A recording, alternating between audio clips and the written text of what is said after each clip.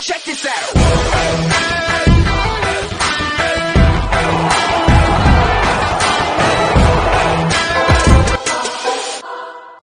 Hello, welcome back. I am Statman Dave and we are live for, of course, Russia versus Saudi Arabia. It is the FIFA World Cup.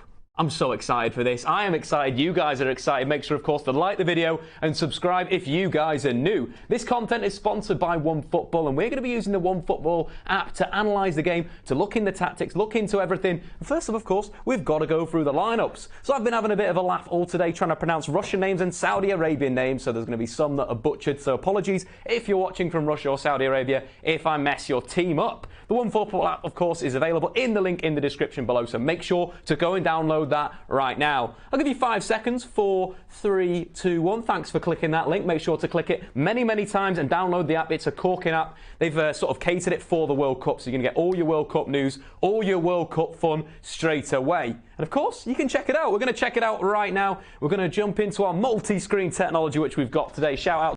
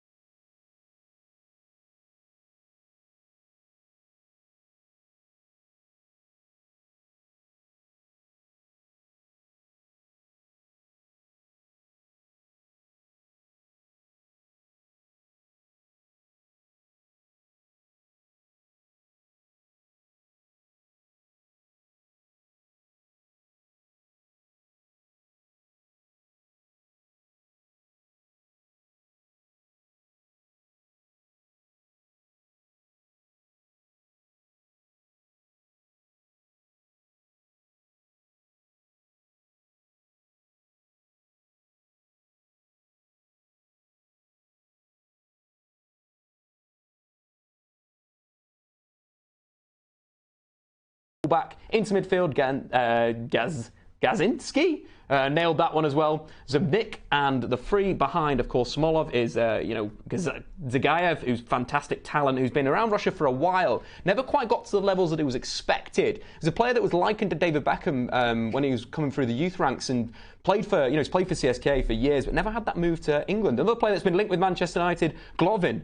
Very, very happy with seeing him again against United in the Champions League. He was very good playing central midfield in the 3-5-2. Probably the only CSK player that I kind of was like, oh, this guy's got a little bit of talent. And of course, same Dov, that's their band of three behind Smolov. Over to Saudi Arabia. Here is where the butchering starts right now, guys. So we're going to go to the notes section because I've had to make some phonetic notes of how to pronounce these guys. So, in goal, we do have Mayoff. And then into the back line, we've got Al-Burak moving to the two centre-halves. We've got Omar and Osmani Hasawi. Again, great pronunciation right there. Abdul is going to be ecstatic with my pronunciation of these dudes. Into the sort of left-back of defence, we're going for Al-Shehri. Into defensive midfield, we've got Atif.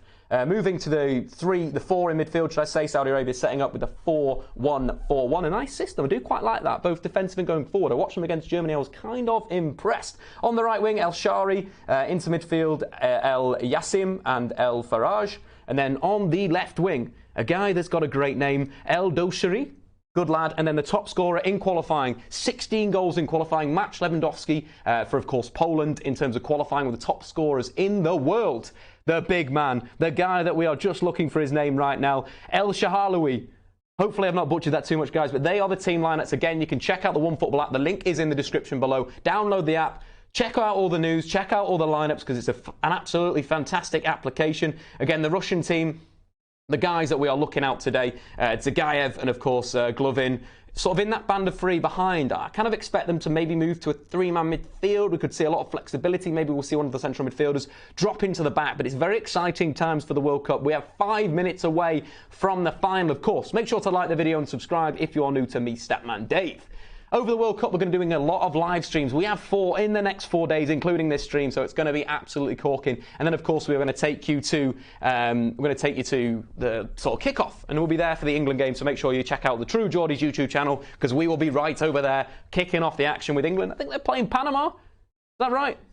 Tunisia, the first game. Again, I've done my research down to a T. But anyway, the guys that we want to look out for Saudi Arabia, I think it's all about the striker, Al-Sahlawi. Very, very good player. In terms of Golovin, the CSK central midfielder, has been directly involved in 11 goals in all competitions for CSK last season. That's 7 goals and 4 assists. Quite a smart ball player in a way. Very good at getting up and down and so forth. In terms of the group, this is for obviously Group A. We'll check it out on the OneFootball app once again. Group A, we've got Egypt, we've got Russia, we've got Saudi Arabia and Uruguay. In terms of our predictions for this group, I kind of expect Uruguay to go through top. I think they've got the best side. You think Cavani, Luis Suarez, with a back two of Diego Godin and Jose Jimenez. That's going to bring real quality to this group. Between Egypt, Russia and Saudi Arabia, I'm not too sure. Egypt, of course, have got Mohamed Salah.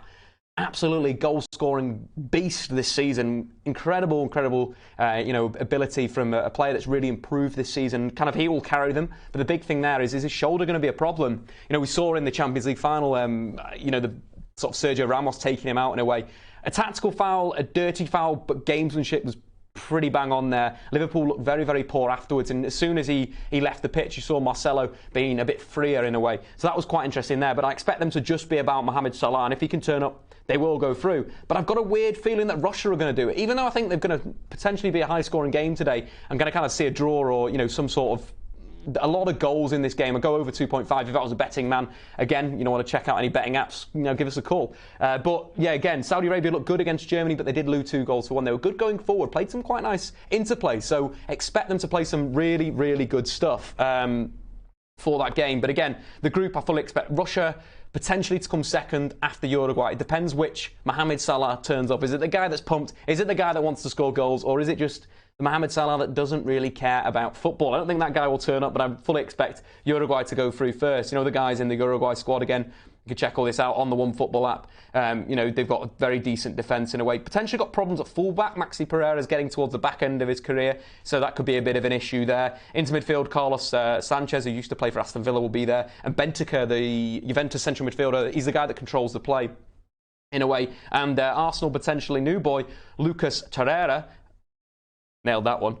He's a very, very good player, but very aggressive. Kind of reminds me a little bit Gattuso, very aggressive in your face. Great signing for Arsenal if they bring him through. But it's all about the front line. If Cavani and Luis Suarez aren't doing it, expect Maxi Gomez to, really sort of perform. If we can check out his stats in La Liga this season, 17 goals and 4 assists. So this is one thing where, a player that could turn up to the World Cup. If it was, Maxi Gomez, I wouldn't be surprised. A guy that's going to played some really good stuff over the last 2 seasons, and, the likes of Suarez and the likes of Cavani, if they'd not hit in form, he could be the guy right there. But anyway, guys, we are nearly live. We've got about 2 minutes until kicking off. Make sure to get into the comments, into the video. Get your thoughts in there. We want to see what you're talking about. Any questions you've got. You want to talk Anthony Martial, Jerome Boateng, or anything like that. Get involved there. And, of course, like the video. We're only on 43 likes. Keep hitting that like button. God damn it. Hit that like button straight away. Do it right now. Smash the like button. Check this out. 100% of the time, I've just thrown some videos up. That was an accident. Sorry, guys. But get onto the likes, hit the like button, share it on Twitter, share it everywhere. We are nearly live for Russia versus Saudi Arabia, the first game in the World Cup. Question coming in from Tom Newton. Will Varela play for Uruguay? I'm not too sure. In the last game, he didn't play the game before he did play. So they're rotating the fullbacks at the moment. They're trying to make sure they've got the right blend of both, defensive strength, but also getting, ability to go forward and that. So it's going to be quite interesting. We've got some guys in the comments. Dave, you're a legend. That's coming from Mika D. Cheers. Cameron asking, saw you on Sky Sports today. Yeah, Cameron, you did. I did a little bit on Sky Sports, made my debut there. It was a lot of fun. Cameron helped me setting the shot up. So he's just asking questions just to get a little bit of praise. So, shout out there. Martial into the comments straight away. Sky Sports analyst Dave, that comes from Jazz. Of course, keep sharing, keep liking the video. Let's get to 100 likes before kickoff. Can we do that? We're on 67 right now. Just keep going, guys. You want to see this setup? Look at this. Look at this beautiful stuff over here and all these pictures. And we've got stats, we've got everything. We've got OneFootball, we've got all the good things in into here right now. Will United win next season? They will win, Glenn. They will win a game of football. Don't worry. Don't get too sad if they don't, but I reckon they will. And of course, yeah, get into OneFootball and sign up. Right there. Keep hitting that sign-ups for the OneFootball app. And of course, subscribe if you're new. We've also got some OneFootball stuff that was telling me to go to a bar. Cheers, OneFootball. That's, lovely. I do like to see that straight away. We are closing on Kickoff. We're just seeing a few ads on, of course, ITV, of course, in England. That's where it's being served, of course, around the world. Tell me in the comments, where, of course, are you watching it? Is it on beIN Sport? I don't know. Over in those countries, I don't know what's being showed. In Germany, where are you watching it? Absolutely everywhere. I'm hearing about the Saudi Messi on the bench. Have you heard anything about him? I am not too sure who this fella is, because Saudi Arabia are a team that have maybe passed me by. I don't think they're going to be favourites for the World Cup, I'm going to be honest, but there were a few good dribblers in the side when I did watch them. So expect some kind of good play and whatever around there. Back to the lineups. Let's just have a look at them one more time.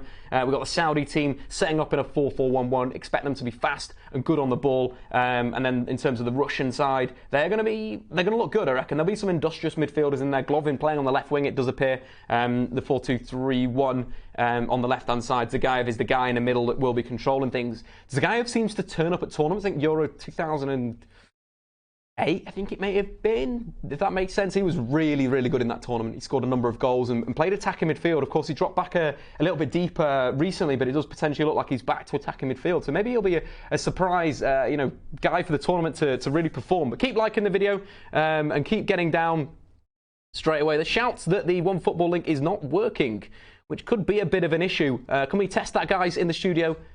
Potentially we're going to have to update that right now. Straight away, we're going to sort this stuff out, make sure these types of things work, because we don't want to get on that. We don't want to get on that straight away. But again, the game is about to kick off. We are moments away from the initial game in the World Cup, guys. I am absolutely pumped. I'm ready for this. I am really ready for this. I sort of got to the tournament being sort of like everything looks good, everything's going to be great, and then bam, straight in right now. Ready to sort of live the dream of the Russian World Cup. I'm going to tell you when it's kicking off, Stephen Nelson. Don't you worry. It's going. The guys are getting pumped. We're about to go. Saudi Arabia about to kick off in the World Cup. There we go. Kickoff is there. Hit that goddamn. Get it spinning. We're back to the main live. Get it spinning.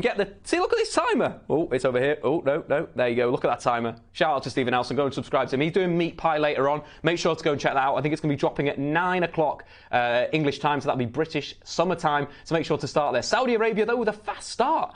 Playing quite lively. Russia, winning the ball there, and we've got to throw in for Saudi Arabia. I think Saudi Arabia may be a team that is going to be a little bit like people. There's going to be some fans. From what I saw from the Germany friendly, they look like they've got some real good movement off the ball and interplay. The sort of the penalty I think they won against Germany was after a spell of about 20 minutes where they were playing some really good stuff. But here we have Russia on the counter-attack. A back heel, though, intercepted in midfield by Saudi Arabia. Bit of a foul there. We're going to see a first foul of the World Cup. There we go. Inside 47 seconds, the first foul of the World Cup. Big stat coming out of there. We'll look at some stats later on as the game starts to develop. We'll check out Stat Zone and have a little look there. I've been informed that the link is working now, which is great news right now. Great news, Cameron. Good stuff. We double check it's definitely working. We're all pumped about it. Definitely with a thumbs up here, though. We have Russia looking like they're playing a back four with very high fullbacks, so maybe it's dropping to a back three. We'll have to sort of watch that as the game develops, because it definitely looks like they're playing one central striker in Smolov, but the sort of team behind that, we're going to have a little bit of a look at the tactics, see where Fernandez is playing, because it looks like Zhirkov and Fernandez are playing quite high at the moment. Yuri Zhirkov, of course, ex-Chelsea. Quite of a shame. I really like Zhirkov. It seems like he just didn't really fit at Chelsea. Didn't really feel the time was correct to time. Russia in the penalty area, though. Good challenge from Saudi Arabia. Cleared, but Russia do recycle possession. They're looking up for it, these Russian lads, in front of the home crowd. Of course, Putin supporting them in the crowd.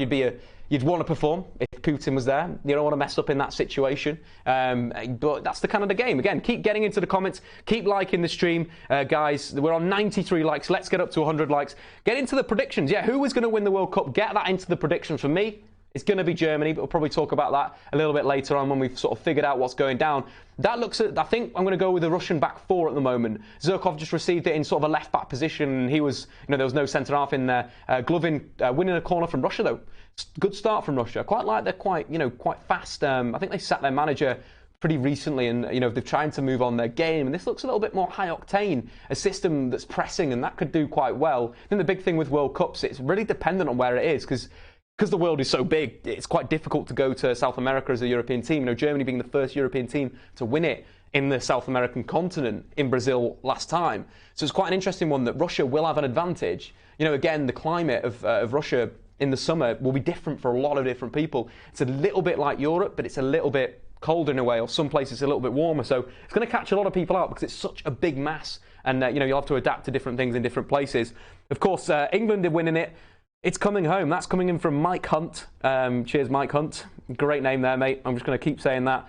Cheers, buddy. Thanks for stitching me up there. I kind of wish the opening game was bigger than Saudi Arabia. That would be quite fair, but at the same time, you know, it's nice to see these emerging nations. Of course, Juan Pizzi is quite a decent coach. You know, Atletico Madrid coach, I think, before. Benfica he's been at. They played some pretty decent stuff, so I quite like it. And I think his style of football, getting on the Saudis, is, you know, it's good influence. And of course, they'll be probably looking at Qatar as a World Cup that they want to do well at, and so forth. The camera's just switched off, Cameron. We're going to switch to the slate. Oh, we're back. We're back live. We're all right. Thumbs up, Stephen Howson. Thumbs up from Stephen Howson. Back to it looks like a 4-3-3 from Russia. The game's finally sort of settling down into a bit of a rhythm. Three-man midfield looking to dominate. It's quite a battle then in terms of the midfields. We're going to kind of see of what's going to go down. Of course, the Russian midfield, I think it may be Gazinski, the guy that's holding at the moment, number 8. And then the two, I think Dzagoev is dropping a little bit deeper and flanking him. But it's quite high octane. I do like this Russian style. They do look like they've got an extra bit of speed about them, or an extra bit of stamina about them. How are the pitches in Russia? They are varied, I think. There's some plastic hybrid pitches. That's quite interesting. The question coming in from Della on Twitter, of course, YouTube. What am I talking about? Twitter. But of course, tweet me, Statman Dave. And I'm going to get that down. I'll get that down into... check out what you guys are asking me. Ask me on Twitter. Ask me on Instagram, of course, at Statman Dave on Instagram once again. And as well on YouTube. You'll always watch the YouTube. But this is a good game. It's a good game so far. I'm pumped the World Cup is here with us. And of course, Al-Shehri breaking here. Space in between the lines for Saudi Arabia. The centre-half comes out. Number 3 from Russia, of course, is Kickoff. Out wide. This is what I like about Saudi Arabia. Look at this football. It's like watching Barcelona in their heyday. They're popping it around. They're moving the ball. Nice touch there. Can he come inside? They're getting crowded out by the Russians, who are pressing very well in an aggressive manner in midfield. Kind of decent Russian pressure again. That's one of the things that we've got in Smolov here. We have a mix-up with the goalkeeper. Cleared out. That is some sloppy keeping there. I think the Saudi Arabian left centre-half will bring the ball away, though. Driving down the left-hand side. Looks like he's got a bit of gas ahead of him. Bit of space. Round there. Steve, is the camera working? Right now, yeah, we've got the camera working. All I'm seeing on a preview is the slate of the live shot, though, is not. But anyway, you have a look at that, Steve, and we'll have a look at the football. Turning the ball over in their own penalty area. Maybe it's time to look and do a little bit of analysis. Get onto the analysis screen straight away. We'll drop back onto the main live. The main live is saying that at the moment, but we'll jump on to... Stay here. We'll stay here. We'll just chill for a second. Work it out. Work out what's going down. Everything is cool. Everything is sweet in the world of Statman Dave Live. Thanks again for watching. Like the video. We're over 106 likes. Good work, guys. Keep liking the video. Keep getting it pumped. Keep, adding that excitement. Get into the comments. What's going on in your mind of football? Are you excited Anthony Martial is staying at Manchester United here? Excited that Jerome Boateng may be joining the football club again? Ex-Manchester City. What is that about? I do not know. But at the same time, yeah, it should be okay. It should be absolutely fantastic. That's it. Maybe a little bit of sip of water. A lot of talking. Not enough fun. But we'll be with you throughout the whole World Cup. We'll have a little bit of a break. My sister's getting married, unfortunately, in the middle of the World Cup. So we'll be missing out a few of the games, but we'll be live in the next 4 days. So every single day, Statman Dave Live. Go and check it out. Here we have Russia, edge of the penalty area, looking to create some moves on the right-hand side. Some interplay, a through ball here. The Russian fullback is through, cuts it back. Chance, great challenge from the Saudi Arabian left centre-half. Number 5. He's looking like he started very well. Let's check out that lad. That is Omar Hasawi. He's looking good so far. Made some good challenges, brought the ball out, doing some good stuff in a defensive situation. Oh, sorry, it was Omar. Omar, I think, that's just done some good stuff right now. Looking really, really good. Dave, would you have taken John Joe Shelvey to the World Cup if you were England manager? No, I wouldn't have taken John Joe Shelvey, unfortunately. I think his passing range is good, but that's about it. I think he's not good enough in a defensive situation. And if you're playing the best players in the world, they're going to expose that. If you're thinking, where's he going to play? Double pivot with Henderson, with Eric Dyer. There isn't much different between those guys. And I'd rather have Henderson, I'd rather have Eric Dyer than those guys, because I just think they'll do a better job than someone like John Joe Shelby. I agree, his passing is good and he's got a good range, but you kind of want a bit more from your central midfielder, unfortunately. I think with the Liverpool sort of ideology in central midfield, a lot of workers in there, Jordan Henderson holding with the likes of Milner, with Wijnaldum. That could be how England work quite well. You're thinking maybe playing the likes of Dele Alli a little bit deeper in the three-man midfield with Jess Lingard, Henderson. I'd quite like to see that with Sterling off Harry Kane. A 3-6-1-1 would be quite nice. Sorry, 3-5-1-1 would be quite nice for England. That's what I would go with. But anyway, let's get this party started in terms of looking at the stats, because of course the stats are the greatest thing since sliced bread. Even better than sliced bread straight away.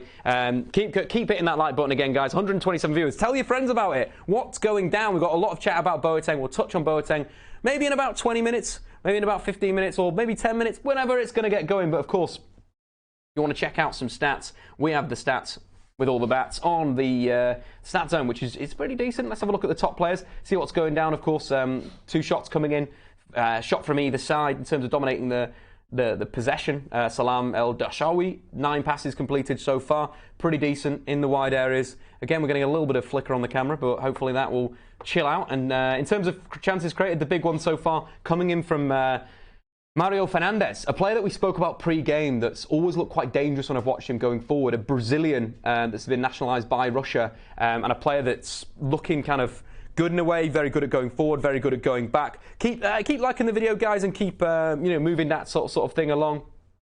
Are we a bit warm on the old camera front? Are we okay?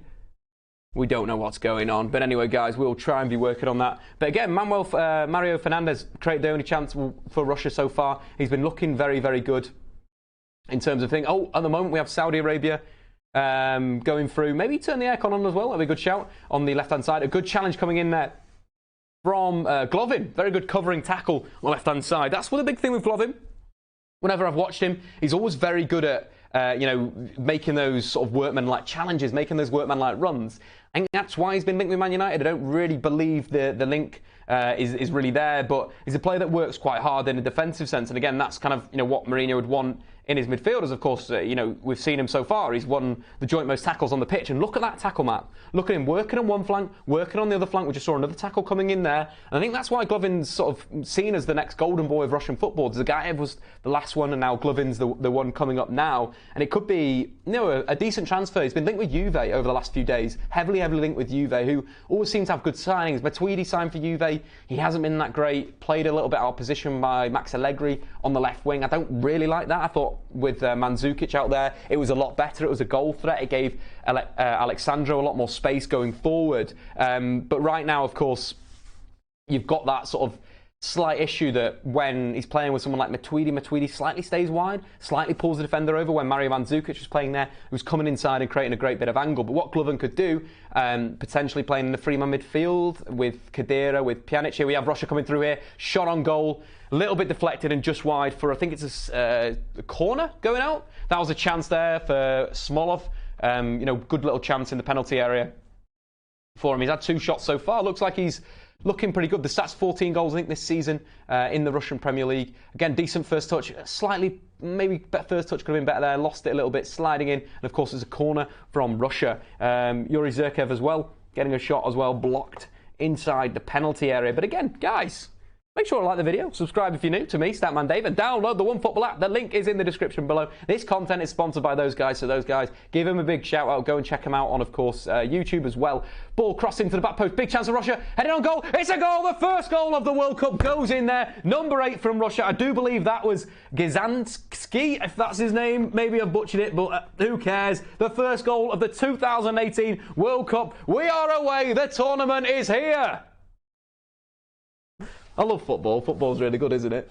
But anyway, back to Russia. Zirkov whipping the ball in, an outswing across the left-hand side, flicked on at the near post, back into the mixer. I think it was, back in by Zirkov, cuts it back, then cut by number 17. Maybe that was that a Golovin assist? The guy that we've been raving about? Let's have a look at the lineup, see if he was. In fact, the star moving to Juventus. Yeah, it was Golovin with the assist, a brilliant ball to the back post, a fantastic header, rising nice and high, and Gazinski, the first goal of the 2018 FIFA World Cup. Everyone gets super duper hyped about that. What an absolute goal. And of course, we can give you a replay in about 2 seconds. We can also give you a replay right this goddamn second. We'll just scroll this bad boy up. Maybe we'll have to do that a little bit later on. We need some more things going through. But a fantastic goal, of course. Fantastic header within the penalty area. Great header back across. But it's all about, man, the main man, the guy that is getting some major hype already, Golovin with an assist. Quality ball into the penalty area. Came back onto his right foot, curled it to the back post. Simple header. This Russian team is looking good. Again, looking like they've got a little bit of an extra edge in terms of pressing and having that energy in the final third. But again, make sure to like the video, subscribe if you are new to me. Of course, Statman Dave, the first goal of the FIFA 2018 World Cup has just gone in. What a goal. Love set-piece goals. They're so underrated. If you're good at set-pieces, you absolutely, you get in. We've got some comments coming in from Tom. Perfect commentary and analysis to listen to while I'm at work. Yes, that is exactly what I want to... Stop what you're doing. Tell all your mates at work as well to get onto the stream, get their headphones in and just listen to me waxing lyrical about Russia versus Saudi Arabia, because it's going to be a good game. There's going to be goals. There's going to be goals. Told you, over 2.5 goals. That's what the bet that we said at the start of the show. So get on that 100% of the time. What's my views? More comments coming in from YouTube. What's my views on Spain changing their manager? Mental. Absolutely crazy. Again, Lopetegui being Real Madrid manager, the reason why Real Madrid did that because they didn't want to pay the €2 million that they had to pay to break out of the clause, to break out of the contract for Spain. So they did it as a political play, and Spain sacked him. Fair play to Real Madrid, but that's really dirty. That's a dirty, dirty move. But again, like, the other reasons coming out of the Spanish camp is, of course, the Barcelona influence in the dressing room. Are they going to get on with the new Real Madrid manager? I just say you've got to go with it. You can't sack your manager on the eve of a World Cup. It's absolutely crazy. But saying that may be better for Spain. Spain need a new identity for me. They need to either go Atletico or go Barca. Go direct, go physical, go Atletico Madrid, play two strikers, or play like Barcelona. And they're the two options. And Lopetegui did go down for the Barcelona route. What Isco and David Silva were doing in qualifying was really, really good. Real quality play between those two guys. But seems to be that I'd like to see this new identity from Spain. Russia through again here on the right-hand side. Cut back. Big chance over the keeper. Punched it away. Unorthodox goalkeeping, but Russia looking very good going forward. I think Mario Fernandes, again, overlapping on that right-hand side, looked really, really, really good in that move there. He's going to be a danger in the tournament. Again, should Brazil have nationalised him? They've got a bit of a problem. Should have Brazil sort of called him up? They've got a bit of a problem at fullback at the moment, a right fullback. Given that Dani Alves is injured, so we've seen Danilo in there, but some good movement in, but it's offside. It is offside. The through ball in there, and then the cutback. Again, Russia working some really nice cutbacks and so forth. It's looking like they're a good team. Again, Smolov in the penalty area, again getting in there with number 10. Who is number 10? Because he was also making some good moves to get into the box in recent minutes of the game. No, number 10 was, Dzagoev was getting in the penalty. That was a chance from Dzagoev, apparently, number 9. So making some good moves forward. I like this Russian team. They're playing some real good stuff. Real good, tasty football. But anyway, guys, let's get back to the comments. How to see your Sky Sports talk. My granddad's got it on video. My granddad recorded it. That is honestly the only one we've got. Producer Chris at Full Time Devils bottled it. Absolutely bottled his screen recording. But shout out to producer Chris because he's a bit of a legend. But, you know, he choked in that moment. So I'm going to have to get my granddad to video it and hopefully I'll be able to tweet it out or something like that. Dave, look at the comments. We're in the comments right now. We were just trying to wax some lyrical stuff. In the comments, what we're going to say. Who's my favourite to win the World Cup? Germany, straight away. Get your money on that. Timo Werner to be top scorer. Germany, although they've struggled in qualifying, I mean, the friendlies leading up, they did last time. They were in the World Cup. So it's one of these things where you're going to get to a time where they'll just hit their peak. They really will hit their peak. The likes of Hector and Kimmich at fullback. I'd say two of the best fullbacks, along with France with Mendy and Sidibe. Although Mendy coming back from a long-term knee injury, Sidibe apparently last week was going to get sent home, and they would switch him with another guy because again another knee injury problem. So Theo Hernandez may be playing there for France. They also tried Benjamin Pavard from Stuttgart, who's a very good ball player, but a centre back. Could be quite good though, because of course France do have a lot of movement in central midfield, so that could be a thing here. Back into the comments. Chowdhury saying Golovin is class. I agree. Golovin is already starting to light the World Cup up. If we jump into his stats straight away, again, done really well in the final third. Not completing many passes, but again, that's not really his game. More of an energetic player, but a key assist, cutting back onto a stronger right foot, curling the ball to the back of the post, getting that assist. Lovely stuff from Golovin, and again, working very hard. 1-out-of-1 take on as well. Pretty decent in his own half, getting out of danger. 3 tackles, 3 or 4 tackles so far. Again, the tackle that I mentioned before, the one that's right at the back of the Russian area. Quality. The guy works hard. I like that in players. I like players that work hard. That's what you want. You can't just be good at football. You need to put the hard yards in. That's exactly there. Agent P saying who's going to win the World Cup. Timo Werner's going to win the World Cup. Because Timo Werner's doing this stream right now, so make sure you bet on that straight away. Mario Fernandez, Brazilian by trade. Yes, he is Brazilian by trade, but Russian by... I don't know where this is going. Sorry, guys, that was stinky. Would I take Golovin at Manchester United coming in from Derby? I probably would. I'm going to be honest with you. From what I've seen of him, CSK Moscow this season in the Champions League, and this game so far, I like players that work hard. Almost reminds me of like a cheap Koke or a cheap Saul, a guy that's he'd fit into, like, if you're Atletico Madrid and you're watching this stream, go and get Golovin straight away, sign him up. That's why Juve are looking at him, I think, because he's kind of a Juve type player, a player that wants to win and wants to do the goddamn damage. But let's have a look at the World Cup on our favourite football app. That is the one football app. Let's get into it. We're gonna look through the groups, and we're gonna sort of talk a little bit more about who I was going to play. Although Russia breaking down the right-hand side, pull ball across, intercepted by the centre-half from Saudi Arabia. It's going to be cleared. But in terms of the World Cup, let's go through the groups and what we're going to talk about. If you want some more World Cup stuff, the One Football app link is in the description below. Sponsoring this content right now. Shout out to you guys. Oh, you guys are legends. Absolute legends. Great office as well in Berlin. Top lads and lasses. So the first group, in terms of Group A, Uruguay could be the only guys that are going to be, getting very far in this tournament. But can't really see them getting that far in a way. I think when I watched them last against Wales, they kind of changed their style where it was less Atletico Madrid-like and more like they wanted to play on the football, which is an issue. What they do well is play like Atletico Madrid in recent tournaments. In terms of Group B, we've got 2 teams in there, Portugal and Spain. Spain, I would have put them as high favourites, but them sacking their manager with Lopetegui going is a bit of an issue. So, I think they might be sort of gone and they may be out of contention, but you can never underestimate Spain and what they might do. It may be a sort of reaction from certain players. We saw Sergio Ramos tweet on social media,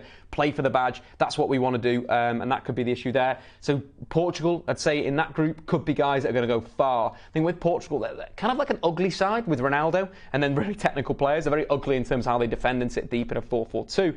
Moving to the next group, Group C, again, France are the guys that have come out that hat there.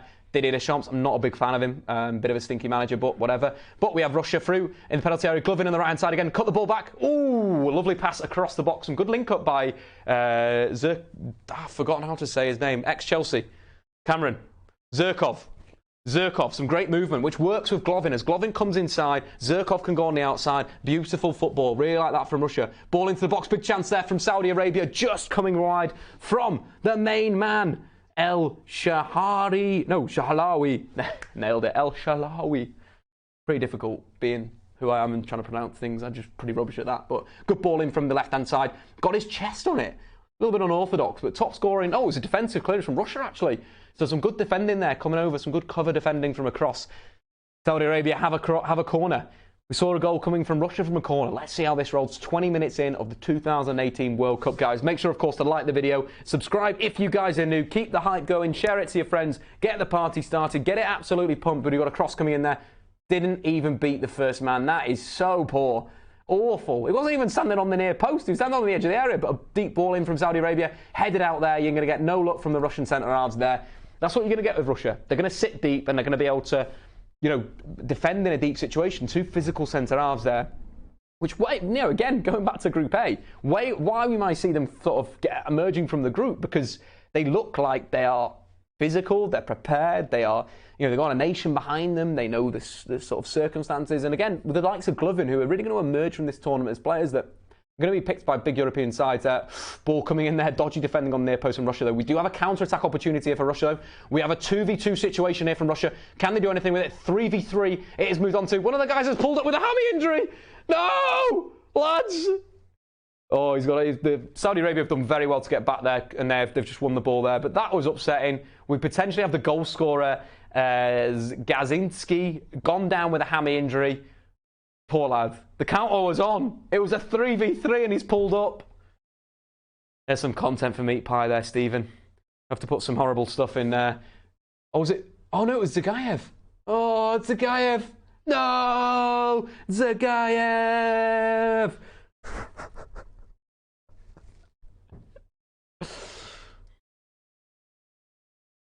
Just feel for the guy. One big break in his career, and he could be playing for Juventus, and his hammy's gone. That's his World Cup over, I think. That was bad. That was a real goddamn slap. We've got some questions though coming in before we go back to what talking about the World Cup champions of the world. Moving to Seb's question: the breakout star of the World Cup. You could look at Golovin already. You're looking at Golovin as the guy that's going to be really raved about so far. I think the likes of Timo Werner, people are going to start respecting him a lot more. Yusuf Poulsen as well. Basically RB Leipzig players, because not many people know about them. They're going to really sort of perform. Joshua Kimmich is going to be respected as the best right back in world football. In terms of forwards, Mbappe could be having another breakout tournament. You're thinking with Mbappe as well, it's more of where he's going to develop now and how he can push his game forward. I know starring in the Champions League for Monaco, I didn't think he was as good this season in the Champions League. I didn't think he has as a bigger impact. Again, the system was a little bit different. I think he suits playing as a striker on the left-hand side with a partner up front. Maybe, Thomas Tuchel may move to a two-man strike force. We could see maybe Mbappe and, someone like Cavani, Neymar on the left wing, defending in that 4-4-2. But it would be interesting. Breakout star, though, I kind of think Golovin will be. He's going to be the darling of this tournament. We've already seen why. Cherchesov coming on for Russia.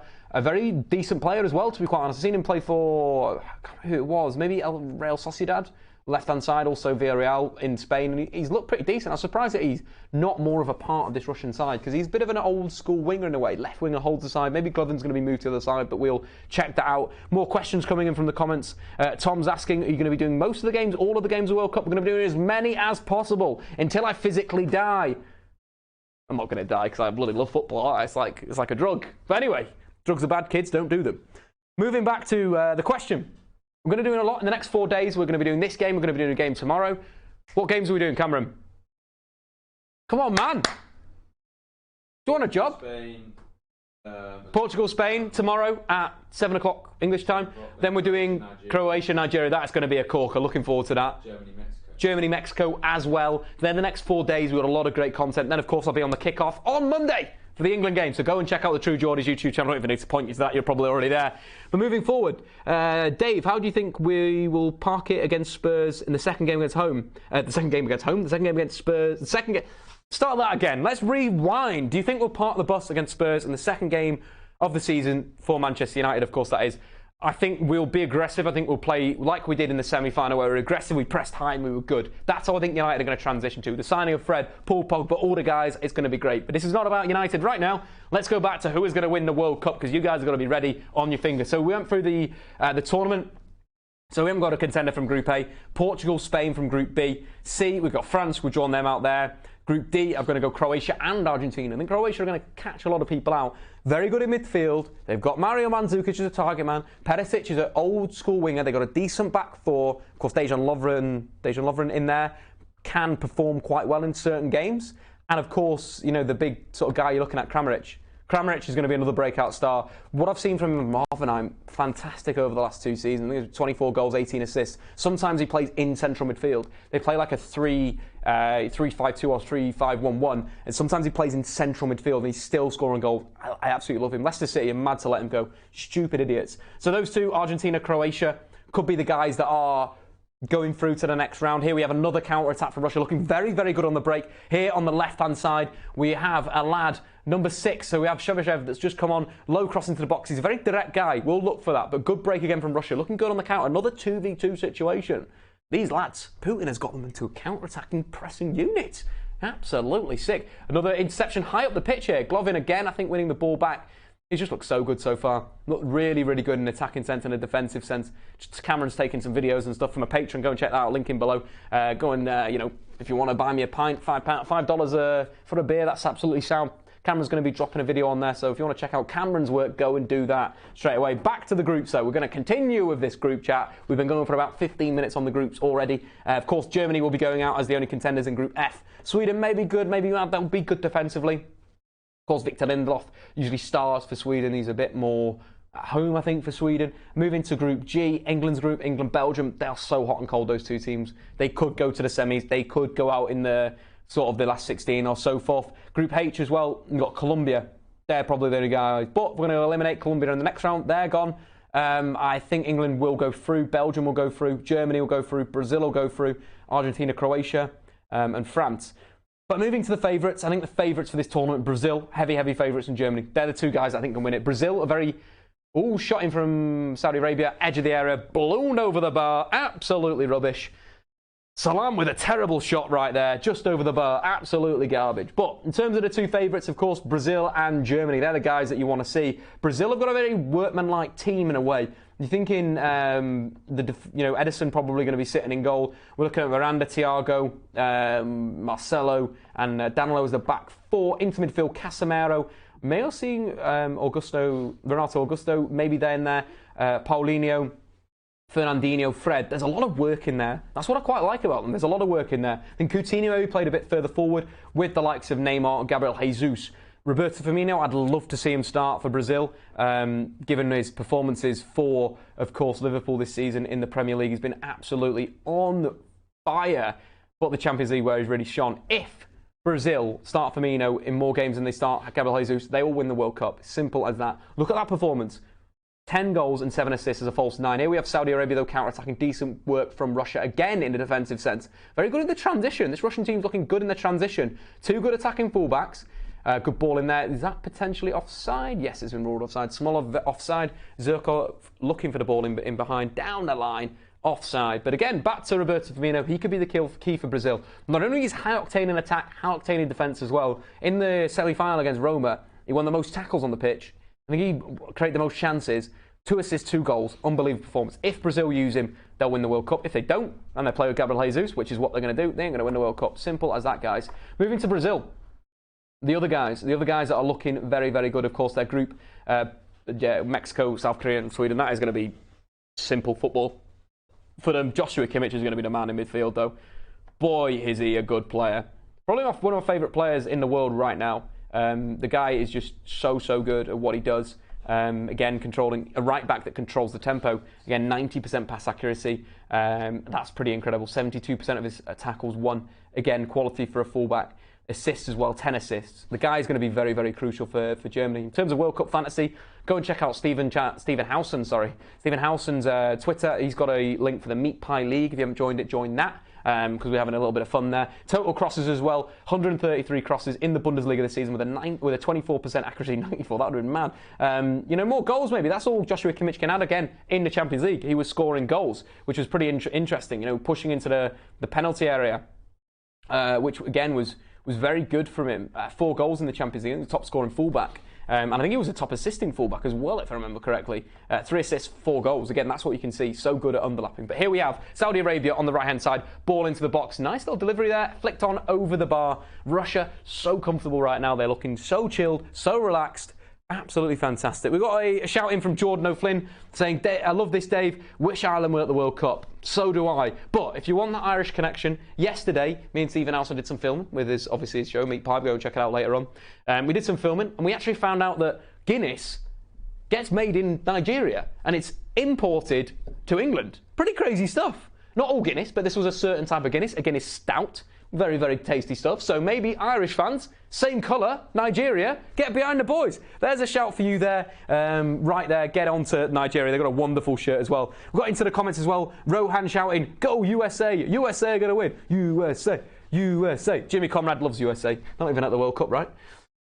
Like my boys, Cameroon. I'm going to be probably wearing my Cameroon shirt sometime in the World Cup, but they didn't make it. They've got a lovely lion on their chest. It's absolutely beautiful. Moving to a question coming in on Twitter. Portugal versus Spain. Which one do you choose? I reckon Portugal. It's going to be more organised. That's coming in from Andre.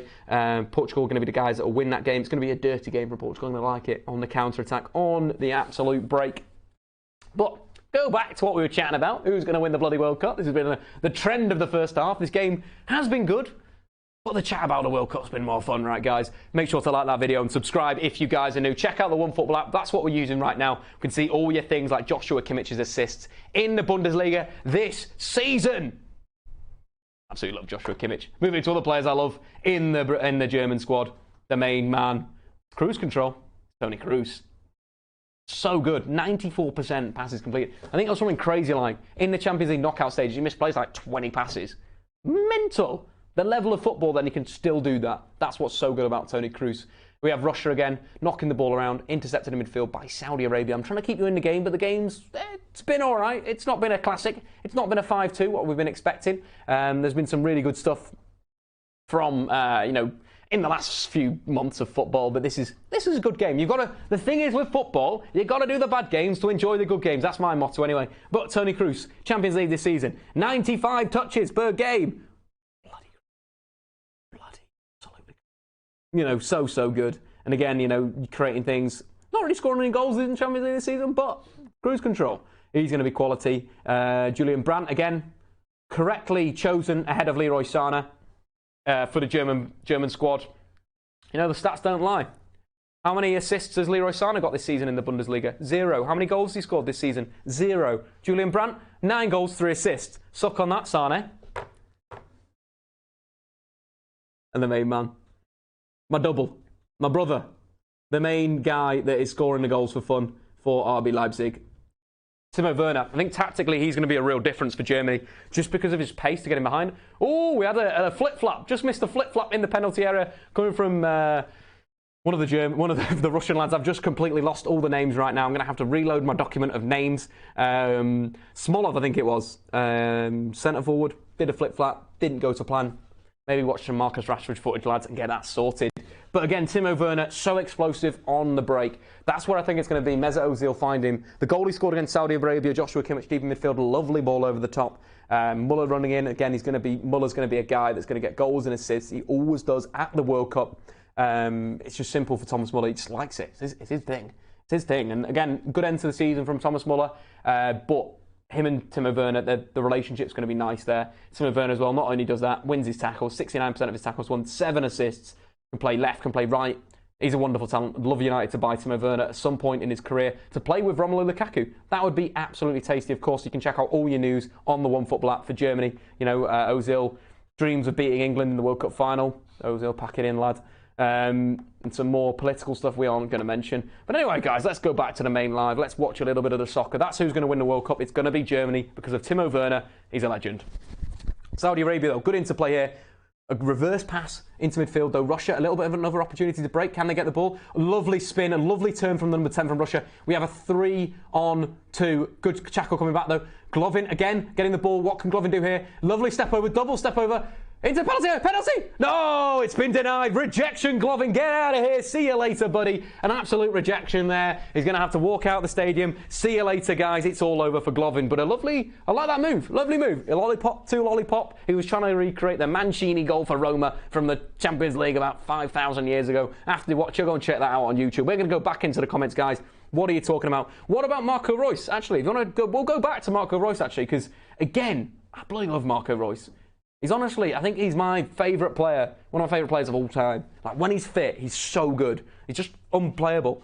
There was a season, I think, maybe 4 years ago, where every free kick he took was either a goal or an assist. So good at whipping the ball in. And again, he could be the guy. You think that he hasn't played that much for Borussia Dortmund this season? Let's get the stats up on the OneFootball app. Again, link in the description below. Go and check that out. Let's jump over to the Bundesliga. Again, 7 goals. How many starts he made? Not too sure here. Let's see if we can go to the applications. Well, he's played a few games. Let's just say a few games. But in terms of goals, 7 goals. Again, the big thing with him, he's a playmaker. Whether play on the left, the right, attacking midfield, he's going to get on the ball. Not like a traditional Mesut Ozil playmaker, but a guy that makes transitions the tempo. You get really fast. Of course, that coming in from the governor asking that question. Marco Reus, he is on top form. He's a good guy, but not better than Neymar. Yeah, but Neymar is going to be playing for Brazil without, of course, the main man. Roberto Firmino, so they ain't going to win that. But yeah, Marco Reus could be the danger man. Could be the danger man for Germany. What we want to see a little bit more, movement in the box. Again, not played that many minutes. That's why he's only got 134 minutes per goal. But a wonderful talent, nonetheless. Marco Reus, one of the best players in world football when he's fit. Imagine if he was fit for his career. He'd be up there with Messi, Ronaldo right now. He'd be in that conversation anyway with Gareth Bale and Neymar and that. It's just a wonderful talent. Such a shame with injuries. Ankles, getting instructed, guys. to get back into the goddamn comments. Love this, Dave. We've done that already. Love this, Dave. Wish Island. Cheers. That's Jordan. Read that twice. Do you think Goretzka will get time? That's coming in from David. I don't think so. I think that German midfield at the moment is looking like Sami Khedira, Toni Kroos. I don't know whether that has great balance. What do you reckon? Let's have a look and see who we can partner up Toni Kroos with. Again, could be Ilkay Gundogan. Probably not. Rudy. I love Rudy as a player. I think Bayern Munich's slightly ahead of him. I think Hoffenheim was a perfect club. Everything went for him. Brilliant deep line playmaker. Problem with this German, the only thing I can say about this German squad is they lack a true destroyer. They lack a guy that's going to destroy. But if the midfielder is Sami Khedira playing box to box and Toni Kroos holding, that'll be fine. Goretzka will play minutes. I think he'll play the bigger games in a wide area, similar to what Glovin's doing today for Russia. You know, working quite hard, tracking back, winning the tackles deep in midfield. That's what I kind of see with someone like Goretzka playing in that wide area. Can do a job there. He's done it for Schalke over his tenure at Schalke. Now moved to Bayern Munich. A talented individual. The only thing with him, again, injury prone. Lovely ball there from Golovin, slightly offside. Chested it, through ball. Again, this guy has got some serious talent. Serious talent. Mourinho, if you're watching the live stream as you are, give Ed a call. Be like, Ed, bro, we've got some dude that's going to sign up from Russia. CSK Moscow. But that is that for the chat about partners for Toni Kroos. Back to the main frame again. Check out the pictures; they look absolutely sick. 1-0. We are 38 minutes into the first game of the World Cup. 38 minutes and 16 seconds, 17 seconds. If you guys want to catch up, make sure to like the stream. What are we on right now? We're not even on 200. We're nearly at half time. Like that goddamn video. Jesus Christ! Come on. Back to the comments. Firmino is better than Jesus. He offers so much more. Can't believe he still won't get the recognition he deserves. I completely agree. Diesel, pack it in, lad. Office dog. Oh, he thought it was dog. My bad, Diesel. I'm sorry. My fault. Firmino is better than Jesus. Yeah, I kind of agree with that. I think Gabriel Jesus had a quite poor end to his season, to be quite honest. I thought he didn't actually play that well for Manchester City.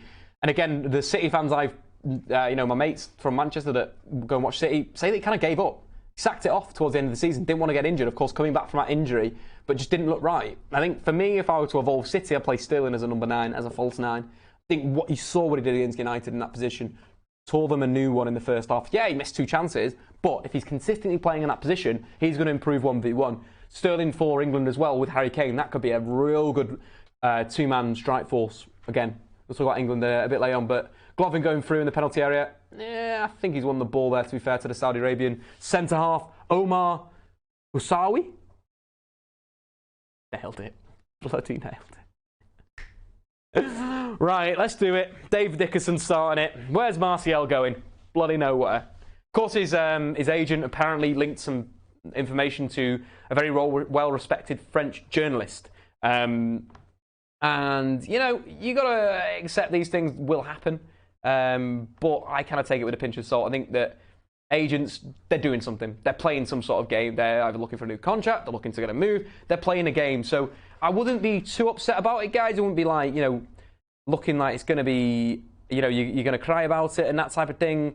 But what we've seen from United today is they, you know, again, with the OneFootball app, you can check out all news for Manchester United. So make sure you download that link in the description below. But again, you know, the reports that are coming out of Manchester, MEN, saying that Man United are not interested in selling Anthony Martial. And I think that's kind of where United, their standpoint on it, that they don't want to sign Anthony Martial. Why would you sell him? Like, he's a young player, he's got great value to him long term. Yeah, he's not in the team right now. But the big thing is, he's still a young player. Yeah, he potentially could get some more minutes.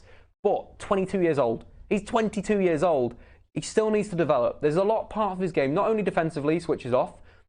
Going forward, he needs to be a bit more energetic. He needs to make more runs in behind, needs to come to the ball a bit more. It's too easy to play against Anthony Martial in certain situations. He's so flat sometimes, always looking to receive the ball to feet. The Bournemouth game was a great example of that. Me, Steve, and Mac were there from FTD. Go and check them out as well on YouTube. Great channel. But there was not enough movement for Anthony Martial. So frustrating. Golovin again. Was it Golovin that time? I don't think that was Golovin, actually. I'm just overhyping him. Cherchesov looking to do some skills, and it's a goal kick. Wasn't Golovin, was it? It was a number...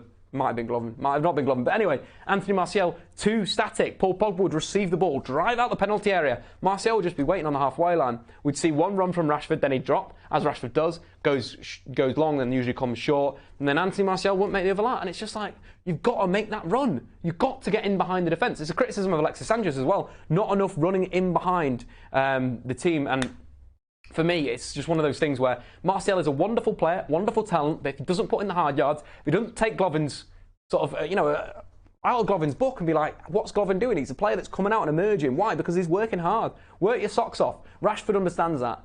I'd love to see that from. But we do have Russia here coming in. There's a foot race here taken by the Russian forward. I do think cut back.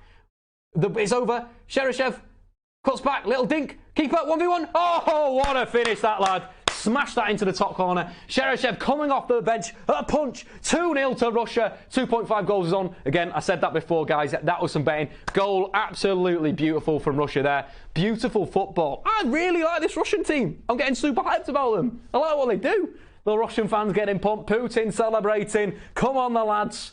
That was a great goal there. Out of the back as well. This Russian team playing some lovely stuff. Ball out to the right back. A lovely touch around the back. Little ball forward, and again, in the penalty area, great composure from the Russian player. Slid it across, and again, lovely stuff. Cherchesov on the overlap, little dink over. Wow, what a first touch that was. A little dink over the sliding defender coming on the cover. That was fantastic individual skill. Little dink over the lads, cuts back, onto his left foot, smashes it high. That's the Cherchesov finish. You ever seen Cherchesov finish before? That's how he finishes, always high on that left-hand side. That was an unbelievable bit of skill. This is the World Cup first day, 2-0 to Russia. We already have a bit of skill out of the crazy book of skills, the Ronaldinho book of skills. Unbelievable techers that was from the lads. And again, look at this. It's already updated. Wow. That is technology for you guys. And that is why the Statman Dave Live needs another like. Give Stephen Alson a like for creating that. He needs the shout out. What a goal from Russia. What do you guys think about that skill in the comments below? Right now, all the comments to the whatever side it is, keep talking about that. Because that was an absolute banger. What a move from Russia. What a fantastic move from Russia. I'm becoming a Russian fan here. I really am. I'm getting behind the boys. Probably going to get behind a lot of the players, though, to be fair, because football is a beautiful thing. And when you see skills like that on show, absolutely fantastic moves right there. Great bit of interplay and so forth, but a fantastic goal. What a goal that was. So Zobnin, maybe? That's probably Zobnin. Yeah, Zobnin with the assist. I think the pass before that was maybe the main man. I think it was Golovin who played the pass before that. Again, we will look at those goals at half-time, but some lovely football coming out from Russia. Counter-attacking football. I'm a big fan of counter-attacking football. I think it was Golovin, again, breaking. If we look at his stat map, look at that. The assist, that little pre-assist pass was beautiful weight on it. That skill, though, whew, sign me up. Fergie, sign me up. That was absolutely brilliant. Lovely bit of skill coming across. Is that even going to count as a take-on? It bloody is. It's a take-on.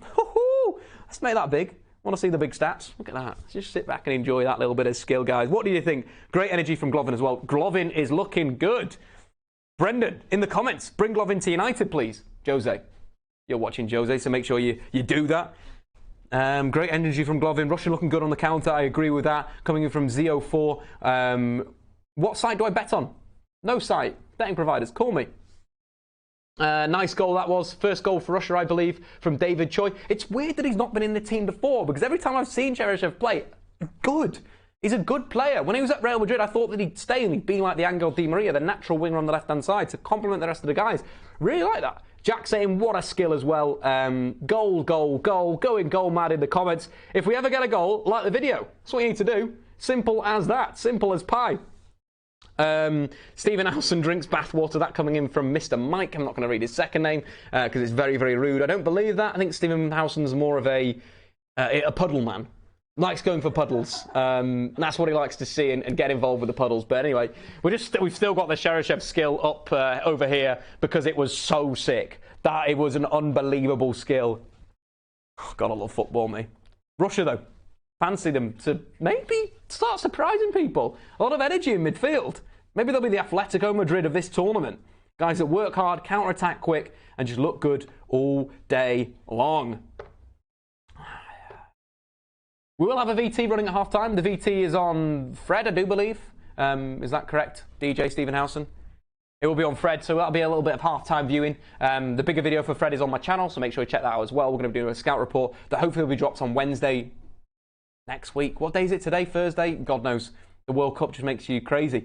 Drives you mad. But hopefully the scout report will be coming out on next Wednesday, where we're going into Fred a little bit more about how he's so two-footed and so forth. But half-time, we're going to be chatting about that. The World Cup is upon us. It's absolutely there. We are winning it. And again, One Football. If you've got the One Football app, you're going to get live notifications when the goal goes in. So you don't even need to watch the football. You get the stream on, Statman Dave, you get the goal notifications from One Football. What more do you want in life? Absolutely nothing. Let's see what they're saying in there. The 2 goals obviously coming in, Cherchesov with the second goal. Oh, Dzagoev going off, that still hurts me. Still feel sad about that. And Gazinski with the first goal, brilliant header at the back post. What I like about Russia as well, 38% possession. Absolutely on the counter-attack. Hashtag on the break, lads. Of course, Saudi dominating. I kind of expect that. We have got half-time there. Half-time in the big game. Been a corker. It's been a bloody corker so far. 2-0 to, of course, Russia half-time. I do like that. That is nice. That is some tasty, tasty stuff. 2-0 to, of course, the Russian Saudi Arabia. Hopefully, they'll make some change in the second half, get a bit more pump. But our bet at the start of the game was over 2.5 goals in this game. And we are seeing that right now. Russia pretty much blowing stuff up. Again, if you want to check out the stats in terms of the possession, the duels won, all the stuff. 2 goals from Russia from only 5 shots. Again, out-shooting Saudi Arabia. I do like that. A counter-attacking team. They've looked so good on the break. Again, they've won more tackles, a lower percentage, but more tackles, and less passes. But it's been good. It's been good from the main men, the absolute legends of the World Cup so far, and that is Russia. The Russians are looking good. But anyway, guys, I need to go and take a little bit of a bathroom break, maybe have a coffee, and I'll be back in about 3.5 minutes.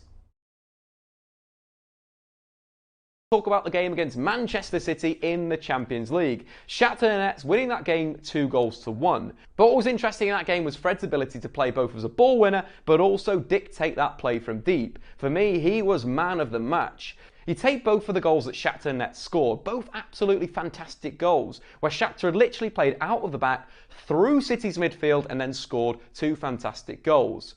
Of course, the first one was a bit of a slow build-up, but Shakhtar playing out from the back, Fred receiving it with pressure on his back. He simply took one touch with his right foot, shipped it out wide with his left foot, bypassing around 4 City players. Of course, the move moves on, and it ends up with Bernardo curling a fantastic ball in. But how you look at Manchester City then, they never get those 3 attacking players back. Of course, the other guy was, of course, Gundogan, who gets back but never puts an attempt to win the ball with a tackle. But the 3 forwards are really wiped out of the move. And it's just quick play from Fred. It's having that ability to take from deep. Simple 2 touches, play himself out, and again, Shakhtar going through the thirds. But it's so crucial to their passing style. You take the second goal that they scored, a fantastic move. For that move, it started off quite slowly out of the back. Fred getting on the ball around 5 times. You know, each of those moments either taking 1 touch or 2 touch. But what was so interesting with is how he's so 2-footed. You know, receiving it on the left, receiving it on the right, playing passes with his right, playing passes with his left. It's almost like he's an ambidextrous player, that he's so good at those 2 areas. But again, you break down what he was doing. He was simply receiving the ball and moving it. Moving the City press that was very, very high in that moment. And again, Shakhtar bypassed that press after Fred sort of controlling the tempo. There's a ball from the centre half that dropped into number 10. Bernard moving in from the left wing, simply getting that ball and playing the through ball to the fullback. Keeper comes out, terrible mistake, and of course the fullback slides the ball home. But again, it was all about Fred moving the ball in deep areas quickly, side to side, left to right, but simple 1 touch, 2 touch to play around the press. Crucial if United want to go on to win the Premier League. Moving on to Fred's sort of second thing that he did that game that I really liked was those forward passes. So good at receiving in a central area and looking to play through City's lines. Again, City are really, really good when they're pressing, but Fred seemed to kept on receiving it in central areas and playing those balls flat into the feet of the attackers. Again, something that Paul Pogba, Alexis Sanchez, or even someone like a Jess Lingard could really do some good work if they're receiving balls from Fred from those deeper positions. Moving on to the other side of his game, it was him winning the ball. He made 8 tackles in the game against Manchester City, winning 3 of them. But what I loved was his pressure on the first pass. So when City looked to hit their strikers' feet, as they always do, you know, slow build-up, Fernandinho would consistently fire it to the feet of the attackers. Fred was really good at getting on that sort of first touch and then using his body to get in between the ball and the opponent and then win it back. Then as soon as he received it, you know, as soon as he won it back, he sort of played a quick ball and then would get forward or would take the man on. You know, there was a brilliant move in the sort of that second half where He sort of won the ball back. A little flick over one of the City midfielders' head was, clean for on goal. Drove through the middle, played a ball out wide. Then Shakhtar created a wonderful chance from it. But again, it was that sort of destructive nature of Fred that not only can he be so calm on the ball when he's in a deep position, when the build-up's a little bit slow, but if he wins it, he spots those opportunities. He can really spot that opportunity to either commit a man with a dribble or get a counter-attack started. Very good in those situations of getting into the penalty area. Not renowned for his goal scoring, but I can really see that improving. His timing's really, really good. If his teammates can start to find him inside that penalty area, Fred is going to score a lot more goals. Fred has been one of the breakout players. Oh, we are back. We're just doing some stuff, getting some glasses of water and stuff. That was a VT, of course, on Fred. If you want to check out more Fred, link on my channel. I've been told by Stephen Alson to chill out. Sorry, guys, if I'm talking too quick. I'm just so hyped about the World Cup. Well, we're going to look at some stats from that first half. Look at the key performers. There's been one guy that's been very impressive. Aaron saying Golovin has been very quiet so far. Are you sure? Are we watching the same game, lads? Because when he's been on the break, when he's been working hard, I think it's one of these things where maybe he's a midfielder that you maybe need to look a little bit harder at his defensive work and so forth. Because for me, he's been really good. Leading the counter-attack again for that second goal. It was one of those situations where he's very much involved. But anyway, guys, for the recap of the game, let's look at the goals, because we can make the goals happen. So, of course, the first goal coming from Russia, as Gazinski, came from a corner, came from a set piece, was worked back out on Golovin, providing the assist. A wonderful ball to the back post, crossed in. And of course, at the back post, we had Zainski. Some poor defending, though, from Saudi Arabia. I thought that wasn't great. And again, when you're working that option, you've got to look man for man. I think they overloaded them at the back post, and that was the big issue. Again, it was good recycling of the play. That's what I've liked from Russia so far, the ability to recycle the play quickly. Lovely ball at the back.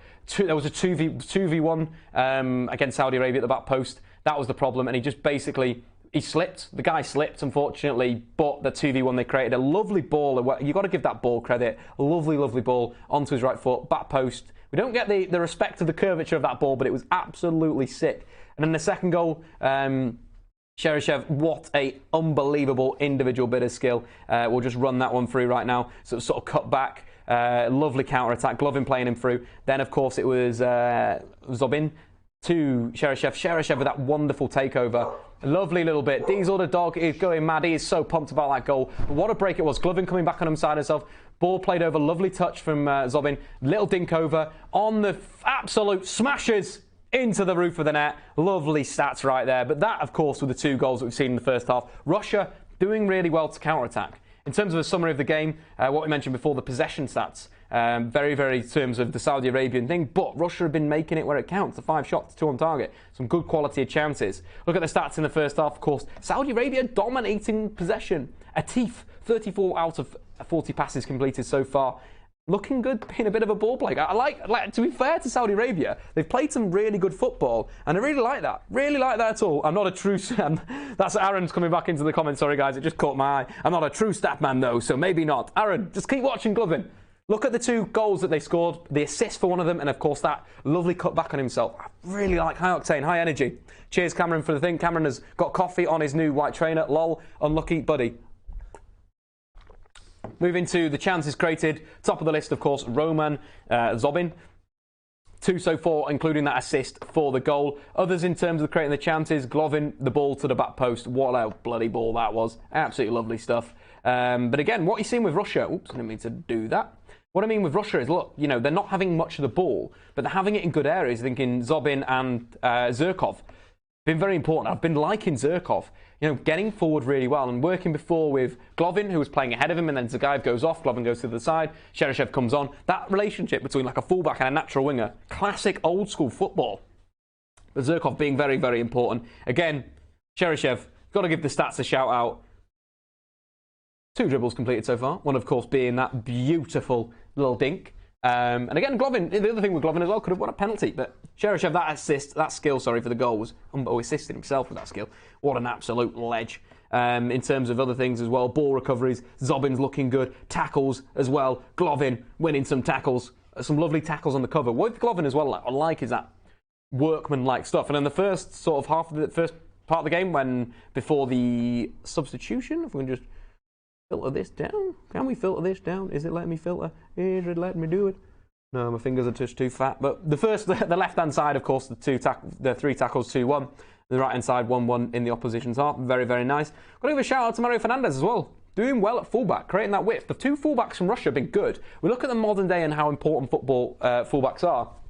It's all about getting forward and creating. What we've seen from those 2 guys is real good quality in the final third and good work on and off the ball.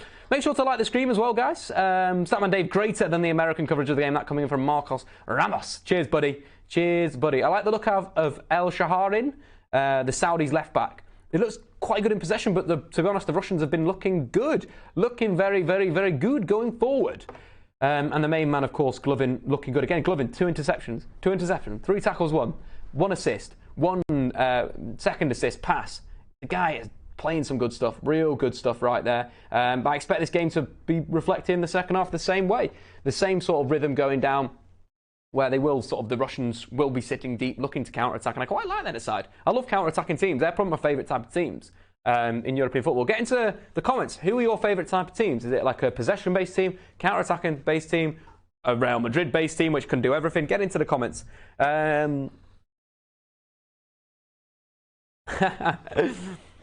Videnesh saying Statman Dave is the 2nd best World Cup analyst after Jose Mourinho. Give shout out to Jose. He's probably number 1. I can take number 2. I'm happy with that right there.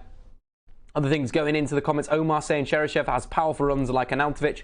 Hope we don't buy that, lol. Yeah, I don't think Cherchesov we need him because we have so many players that can play on the left-hand side. I'd probably prefer the likes of Marcus Rashford over Cherchesov.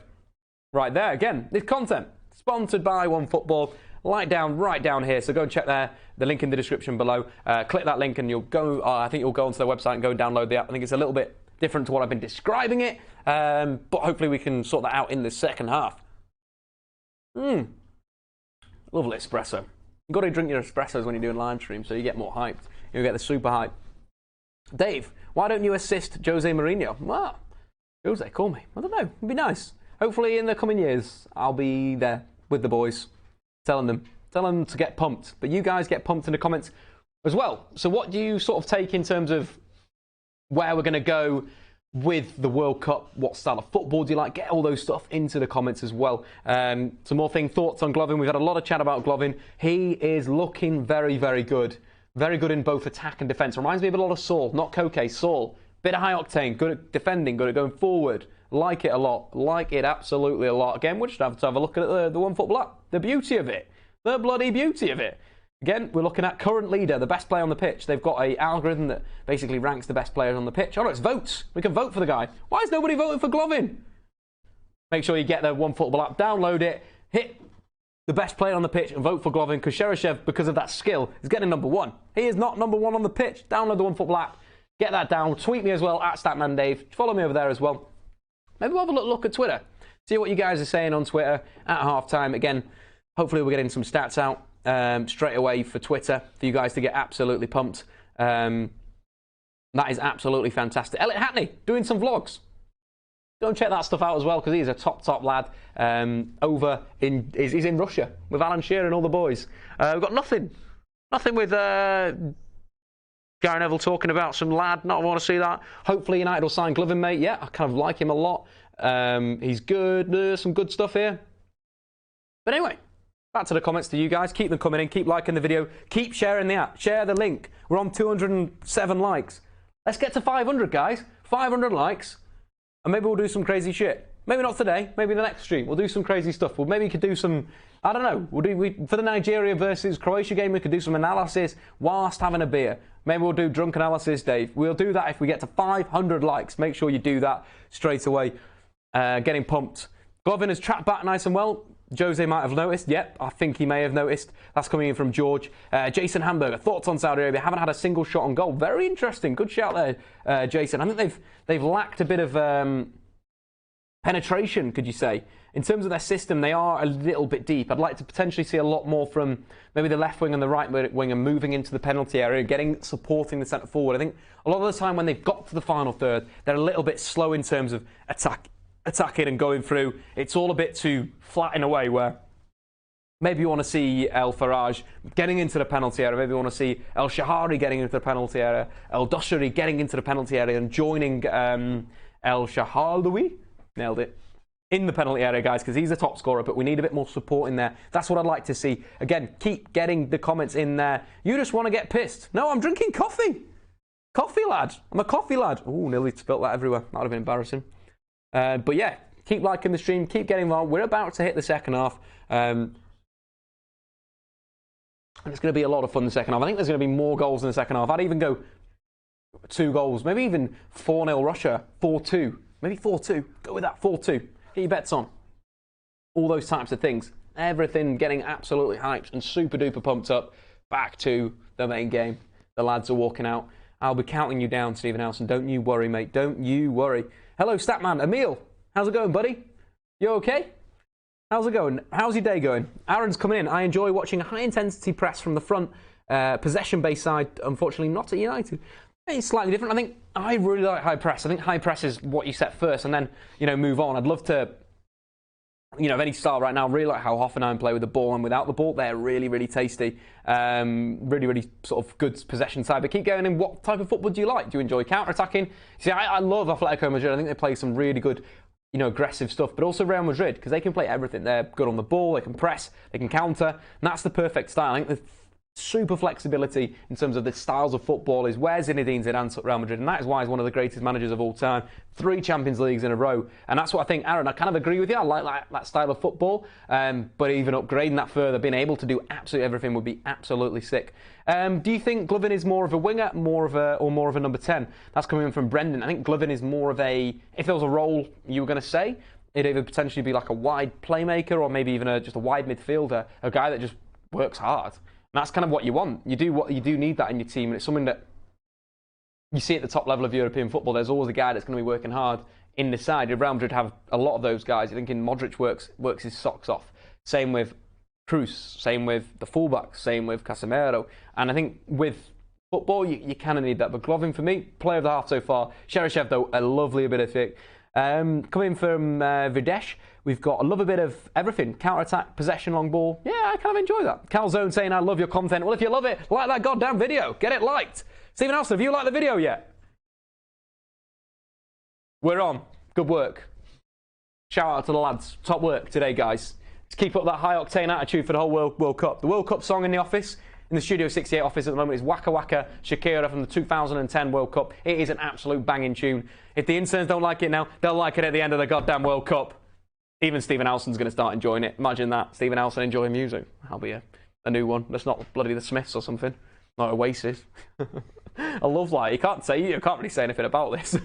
I reckon I'm going to get absolutely slammed on Meat Pie later on. But anyway, check that out as well. Meat Pie. Stephen Elson's going live at around 9 o'clock. We're doing a lot of fun.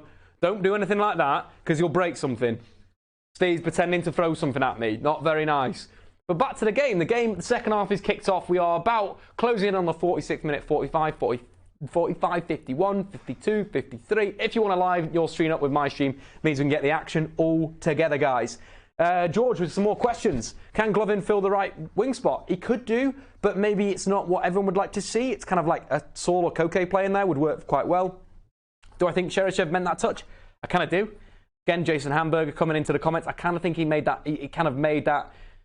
I just feel he did it. He went for it. He really went for it in terms of what he was doing and how he was going. Again, sponsored by OneFootball. Go and check it out. Link in the description below where you can check out everything. Matches, World Cup, all the fun, the news as well. The news section is very good. Personalised for yourself. Neymar, I am not worth 220 million euros. Who'd have guessed it? Not me. He's a good player though, Neymar. Very, very good. Back to the comments though, guys. Junk analysis is the only way to analyse. That's from Marco Ramos. We're going to do that if we hit 500 likes. We'll do that for the Croatia-Nigeria game. I'm a big fan of the Croatians and a big fan of the Nigerian shirt. So that's going to be a banger. Again, the Nigerians are the Irish of the tournament. So it's going to be the right time to like the video and do a drunk live stream because that's what we want to do. Cheers, guys. Matthew James coming into the comments as well. I pulled Japan in the work sweep. If I got a chance. Let's have a look. Let's have a look at the group. Let's analyse it. Let's go to the tables on the OneFootball app. Link in the description below. So who are we looking for again? We're looking for Japan. They are in the bottom group with Poland, Senegal, Colombia, and of course the Japanese. That group's could go either way here. Senegal, Sadio Mane, not a lot of other players. Poland have got a bit of quality. Piszczek's coming towards the end of his career. You've got Lewandowski in there. Colombia is going to top that. James Rodriguez loves the international tournament. Radovan Falcao as well, back to his absolute best. So they're going to be banging in the goals. Again, quite workmanlike in a way. They allow James Rodriguez to play as a number 10. Let's get a squad up to what we're talking about. We know what we're talking about. So James Rodriguez, where is the cheeky? There he is. James Rodriguez this season in the Bundesliga for Bayern Munich has been very good. Played a little bit deeper actually. More assists this time in terms of goals and assists. Quite interesting. 90% pass accuracy, dictating the play. Seeing that 102 touches per game, he's really moved his game on. And again, United could have got him in the summer. United should have got him in the summer. Pogba with someone like James Rodriguez would have been perfect. Russia nearly winning it high up the pitch there. I love that. I quite like nicking it high. Again, Golovin coming in, working hard. Saul Niguez Mark II. You heard it here first. Espresso has been done, guys. Foundation Coffee. Go and check those guys out. They make great coffee. I think that's focused. Is that focused? About that's focused, yeah. Great. Foundation Coffee in Manchester, in the Northern Quarter, hipster area of Manchester. Lovely coffee. Really good coffee. Back to James Rodriguez, though. The guy, superstar. He's going to be the guy that's going to be the main man for them in midfield or attacking midfield. Again, starring at the last World Cup, playing as a number 10, scoring, 6 goals? Won the Golden Boot. Fantastic World Cup he had. That kick-started his career, of course, when he moved to Real Madrid. Then he sort of moved into Zidane's B team, shall we call it, at Real Madrid. And now at Bayern Munich, getting back to dictating the play. Playing slightly deeper as almost a playmaker when Thiago wasn't in the side. Russia through again. Oof, little dink there. I think that may have been Smolov, yeah? Going through. Little chip over the keeper. Not good stuff. Got some questions, though. Slack is going mad. Who's your dark horse? That's from Luke Andrews. I'd go with these guys. Colombia. Again, our first question was about Japan and can they get through? But we've gone on such a tangent. Can they win the World Cup? Absolutely not. Can they get through? Yeah, maybe. But I kind of think Poland with Lewandowski, those guys, I reckon it'll be Colombia 1, Poland 2. One dark horse is Colombia, but the big guys who I'm quoting for dark horses, the Croatians. Got a really good blend of a squad. Really good blend of a squad. You're thinking Veselko at fullback. I think he's just coming back from injury. Dejan Lovren, who turns up in certain games. Korluka, ex-Spurs. He's kind of getting back to his career now, more of a centre-half. But that midfield has got real quality. And you're thinking a lot of those guys in there, the likes of Ivan Rakitic, Luka Modric, Kovacic. That could be a really good midfield of combativeness and, mix of aggression and tactical awareness and so forth. Russia, again, winning the ball so well in midfield. Winning it back at defensive midfield once again. I think one of the centre-halves even came out. One of the centre-backs came out of there, I think, and won the ball. Lovely stuff from Russia. Putin is going to be pumped. But anyway, in terms of the attack as well, a lot of quality in the attack. The likes of Ivan Perisic, great width, a winger. The reason why Mourinho wanted him was because he's a winger. Again, a great season over in Serie A. 11 goals and 9 assists. The big thing with Perisic this season, again, was his link up with Icardi. 7 of those 9 assists was to Icardi. You're thinking, what do they have? They've got a target man. They've got a guy that you can cross the ball to. It's very important, though. You think about what the assist people get and so forth. You kind of need the right man. You're looking at someone like Philipp Max from Augsburg. Again, there's going to be some transfer talk, hopefully, on Monday about that. But Russia in the final third here. What can they do? Ball out wide. Shot on goal over the bar. Crashed over there. There was a fullback. Again, the fullback getting very far forward. Mario Fernandez getting really high. That was poor play there from Semidov. Samedov? I don't know. Samedov, we'll go with that. Poor play there. Should have looked for the overlap. If that was Golovin, he'd seen the overlap there 100% of the time. But going back to Mario Mandzukic, not done so well in Serie A this season, not played as many games as he did the season before, but still 5 goals, 3 assists. But what you'll see there is if you've got a guy that's going to whip the ball in, you've got a target man, there's going to be goals. You think Atletico Madrid with Mario Mandzukic, I think that was one of his best careers in terms of goal scoring, and he had a guy to create the play. But the big guy, that guy that I'm really sort of excited to see at this level, 26 years old, Andrej Kramaric. Again, was at Leicester City. 13 goals, 6 assists. Very good record considering he played central midfield in certain games for, of course, Hoffenheim. Very important to Nagelsmann's redevelopment of Hoffenheim this season. Of course, losing Rudy and losing Niklas Schuler. They're 2 ball players on your side. You need to replace those guys. And one of the guys that came in and has been really good this season is Kramaric. Top lad. So I expect Croatia, Colombia, maybe Serbia as well, to be the dark horses. A guy that I really expect to do well in this tournament, it seems to just bag goals for fun for Serbia, is the Gary Goals of Serbia. He's a guy that has been chucked out by Rafa Benitez. And of course, Mitrovic. Again, a good season in the Championship for Fulham. Played half the season there, 12 goals, 1 assist, but seems to score for fun for, of course, the Serbian. I think we're going to look at the qualifying. 6 goals and 1 assist. I think he literally just came into the side when the new manager came in. Started, because I think he fell out with the last coach, because Mitrovic is that type of guy. Fell out with the last coach, but got back in, scored some goals. I think he scored a hat-trick, scored a number of goals in certain situations. Got some shouts in. Congratulations, Dave. Was top on Sky Sports this morning. Cheers, guys. Thanks an absolute lot. Absolutely fantastic. Nigeria are the Irish of the tournament. So what were we talking about there? So the Nigeria are the Irish guys of the tournament because they also brew Guinness. They brew the stout Guinness over in Nigeria. They've also got a sick jersey that's green, and it's a great jersey, and I reckon the Nigerians are a pretty fun party time, like Ireland. They always have a good time, Ireland. That's why it's not nice that they're in Russia getting through again on the left-hand side, across from Cherchesov, well held by the goalkeeper again. Golovin operating from the right-hand side, but drifting into number 10, drifting into all the areas. Maybe we can have a little look about that, see where his positional sort of sense has been over the game. Do a little bit of analysis on StatZone. Of course, this stream is powered by StatZone. Those guys are great. But we'll move down to the influence tab. See if we can put that here. Is that nailed it? Absolutely nailed it. Maybe if we look at this screen. There we go. So we'll look at the player influence in terms of watching Golovin moving around, in terms of the influence of the average position. See, he's moving at number 10, a bit of everywhere, but very, very good from him so far. Let's look at the stats again. Have a little look at the stats. See what's going down in this second half. Who's been making the biggest impact? 52 minutes gone, or 54 minutes gone, and 19 seconds, 20 seconds. Of course, make sure to like the video and subscribe if you're new to me, Statman Dave. Download the OneFootball app, like the video. If we get 500 likes, we're going to be doing the Croatia-Nigeria stream with loads of Nigerian Guinness Stout in a Nigeria shirt. If we get 500 likes. If we don't, then we ain't doing it. Hit that like button. Tell your mates about it. Absolutely nail it.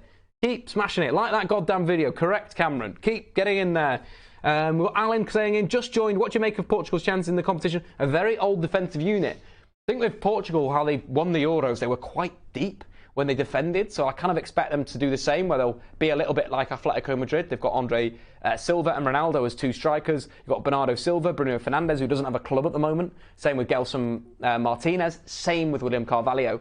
The thing there, apparently, about why they can't sign for clubs was because they're going to have to pay Sporting a load of money to pay out their contracts. Again, a lot of mess with Sporting Lisbon at the moment. If you didn't seen it, the hooligans of one of the hooligan units were told by the president to go and beat up the players. It was absolutely madness. But that was an absolute tangent. We've not had many stats in the second half, so let's go back to the main screen. You can see full Statman Dave in the beauty. Keep liking the video, guys. We've hit 250. Keep liking it. Nigeria versus Croatia live stream with some Guinness Stout from Nigeria. We're going to buy loads of bottles of that. We're going to drink it live on air, as well as doing all the analysis and all the good stuff. Let's move down to some more topics of discussion. Move on to some topics. Let's do it. Let's absolutely do it, guys. We've got to do it. The giant in the room, how England are going to do in the World Cup. Unfortunately, we're not going to be covering England on this channel. We will be covering England on the Kickoff on the True Geordies channel. So make sure to get over there for all England games, because I'll be lighting that up. Lighting it up like an absolute party with the stats. That's what you guys have come for. Stats, bit of bants, bit of fun, and some coffee, bit of water. But it's been all good. Saudi Arabia, again, building up from deep in midfield. That's what we've come to expect from Middle Eastern team. Nice little foul from Golovin again. No, it wasn't Golovin that time. That was Zobin, or however you say his name. I'm just going to have to use Zobin. The guy. Rate the app OneFootball. I'm going to give OneFootball 5 stars. Nailed it. 5 stars. Submit. Beautiful. So let's chat about England. We've got to do it. How far are they going to get into the World Cup? So, of course, let's jump into their group. Cheers, Cameron. You are a hero. So England's group, of course, is Group G. Belgium, Panama and Tunisia. I do see them getting out of the group. I've actually put them in my World Cup prediction as number 1. What do I think that? Let me explain that. So, of course, England, in terms of what they've got a number of fixtures. Let's see if we can see all the match days. So we'll have to scroll down and see where we can get to on this. Match day 1, where is England? My eyes are deceiving me. There we go. So Tunisia, first game. I think they're going to win that. They'll beat Tunisia. Going to be an ugly game. But if England can get Harry Kane involved, high up the pitch, if of course they can get, the likes of Sterling, Dele Alli, header coming in from Saudi Arabia just over the bar, wide set piece from the left-hand side, whipped in, decent defence. But yeah, England. Tunisia, I fully expect those guys to be beaten. I think England have got enough quality to beat Saudi Arabia. Saudi Arabia, sorry, that was an absolute rubbish. Tunisia is what I meant. Matchday 2 as well. England do play Panama on the 24th of June. Shout out to my sister. She's getting married on the 21st. She is a legend of the game. If you want to tweet me on the 21st, congratulations to Dave's sister. She's a legend. Do it. But we have Russia breaking down the left-hand side once again. Zhirkov nice and high, whipped low ball into the box, gobbled up by the goalkeeper. Simple as that. So, England, Panama, simple. Dele Alli's movement. Jesse Lingard won the goal. Simple as that. And again, the big thing why I think England will top the group is because I think going into the game number 3, the big one, against Belgium, 7 o'clock on the 28th of June, I really think that's going to be a draw. I think that because Belgium are playing a back three, England are playing a back three, you find those games get quite cagey. You usually have man for man. Whenever there's a game man for man, whenever teams play the same formation and same system, it usually makes it a really, really poor quality game because everyone's man marked most of the time. There's not a lot, you have to really beat your opposite number. And with the 3-man defence, even if you beat your opposite number, there's another guy you got to go past. I think that's an issue that this game will be absolutely rubbish. It'll be on the kickoff though, so check that out. But I'm just calling it right now. That game is going to be utter trash. Real trash, that game. And again, I think with England, they will go through top of the group. In terms of the squad, the guys that obviously are going to be so key, I already worry for the goalkeeper. Whoever's going to go in goal is going to be he's going to be the guy that England as a nation will turn on. Whether that is Jack Butland or Pickford or Pope. Whoever does it is going to... I think with Pickford as well, very, very suspect when it comes to long shots. So bad at parrying.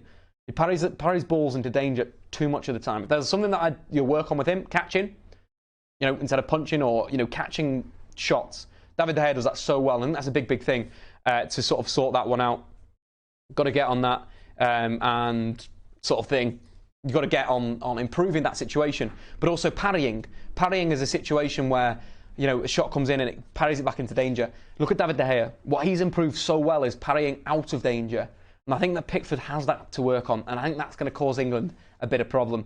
You're thinking if someone like Kevin De Bruyne gets the ball from range and cracks it, he's quite good at hitting those shots. And Ronaldo has shots that usually skid, bounce, and they're quite low, hit the deck just before the keeper comes out. If he doesn't catch that, or doesn't parry that out of danger, someone like Romelu Lukaku is going to get in there. He's going to outmuscle Kyle Walker. He's going to outmuscle Harry Maguire. He's going to outmuscle John Stones. And he's going to get that ball, which is going to be an issue. In terms of the defence, again, why are you playing a 3-man defence when you don't have any good centre-halves? Like, you play a 3-man defence. I understand you're playing it like Louis van Gaal played it, where you're working into a system that means that you've got the extra man. Bruno Martins Indy, De Vrij, and the other fella in defence. I can't remember what the other guy's name was, but they played a 3-man defence at the last World Cup.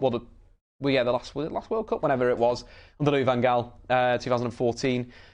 It was very, very interesting that they played that because the defenders were so easily beaten 1v1. De Vrij has now become a very good defender, moved to Inter Milan. I really like him, very, very good on the ball. Liked him at Lazio this season, watched a lot of Lazio this season with Milinkovic-Savic. Very, very good on the ball. But the thing with this England side is, Harry Maguire's going to play left centre-half. He's so big. He's so clumsy. He's so laboured when he's covering ground. You're playing him as an outside centre-back. Are you mad? Are you absolutely crazy? You play him in the middle to protect him, like John Stones goes on the left then. I understand what you're doing with Kyle Walker this season. He's been fantastic on the ball. Like, he's had an incredible season for Manchester City on the ball in the Premier League.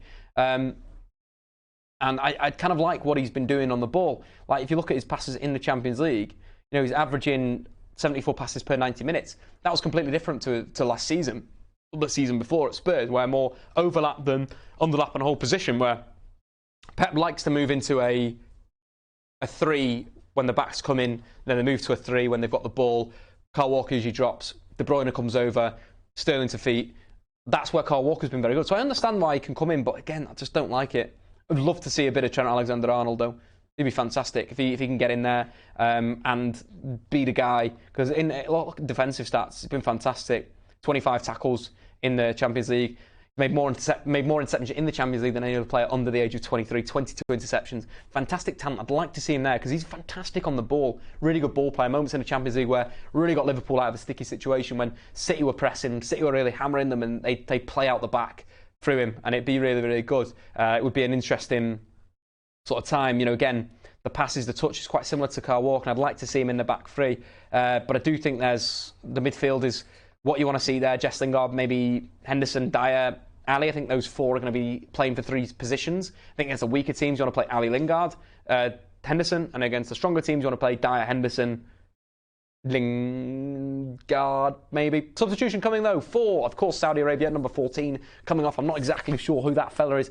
I don't know if I've got the names or whatever. Where have I got number 14? Is, who's number 14? Atif, coming off. And who's coming on? Our dad, Mul Wallard.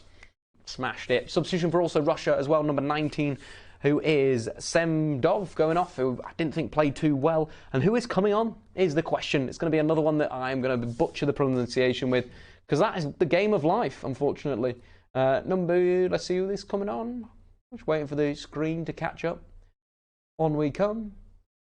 So this guy, how do we pronounce this dude? This was a real tough one. This was an absolute choking one here. I'm just scrolling through WhatsApp chat. I did have it. I've got it sort of pronounced in here. But there's just so much chat in my WhatsApp. I can't even find it. So we're going to have to just butcher it. Straight up butchery here, guys. Absolute ready to go. Butchery. Kruzyayev? Kruzyayev? That's how I've got it phonetically. Maybe that's right, maybe that's wrong. But anyway, guys, he has moved on to the pitch. Change each for Saudi Arabia, change each from Russia. See if that can affect the game. Saudi Arabia need to do more in the final third. Again, not been good enough. Not been good enough. They've been good on the ball, but they need to move the possession of it better, in my personal opinion.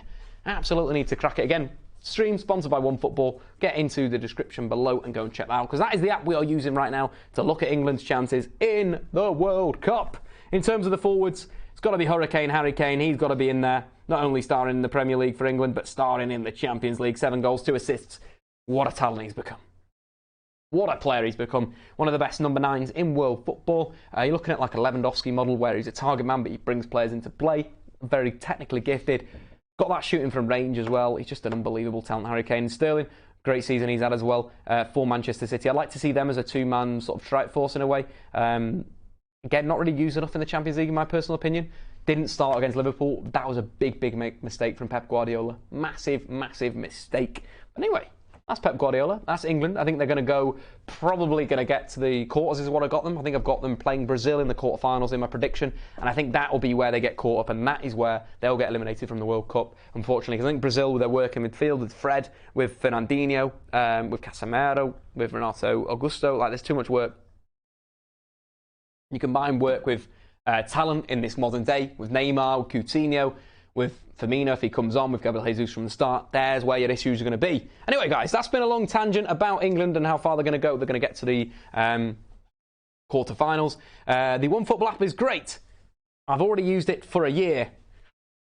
Yeah, I know, it's bloody beautiful, isn't it? But click the link again, guys. Click the link again. That will be absolutely great, guys. And like the video. 500 likes, and we're having a party. We're having a party for the Nigeria game, because they're the island of the tournament. They're the guys at the island of the tournament. They're going to have an absolute fantastic game. They're going to enjoy it. And again, Ireland versus Croatia, we're going to be drinking Guinness Stout. You want to see that analysis? I want to see that analysis. So keep liking that goddamn video. We're only on 253. Last time I looked, we were on 250. Keep liking it. Smash it. Share it. Get it all around the world. Tell your mum, your dad, your sister, your brother. Tweet it out as well, guys. Tweet out that goddamn link. And then we can, enjoy more people getting into the comments. Keep chatting into the comments to each other. Keep getting your World Cup predictions in. Who's going to win the World Cup? Who's going to be top scorer? Who's the champion of the world? How good are Russia going to be? All those types of things will be absolutely fantastic.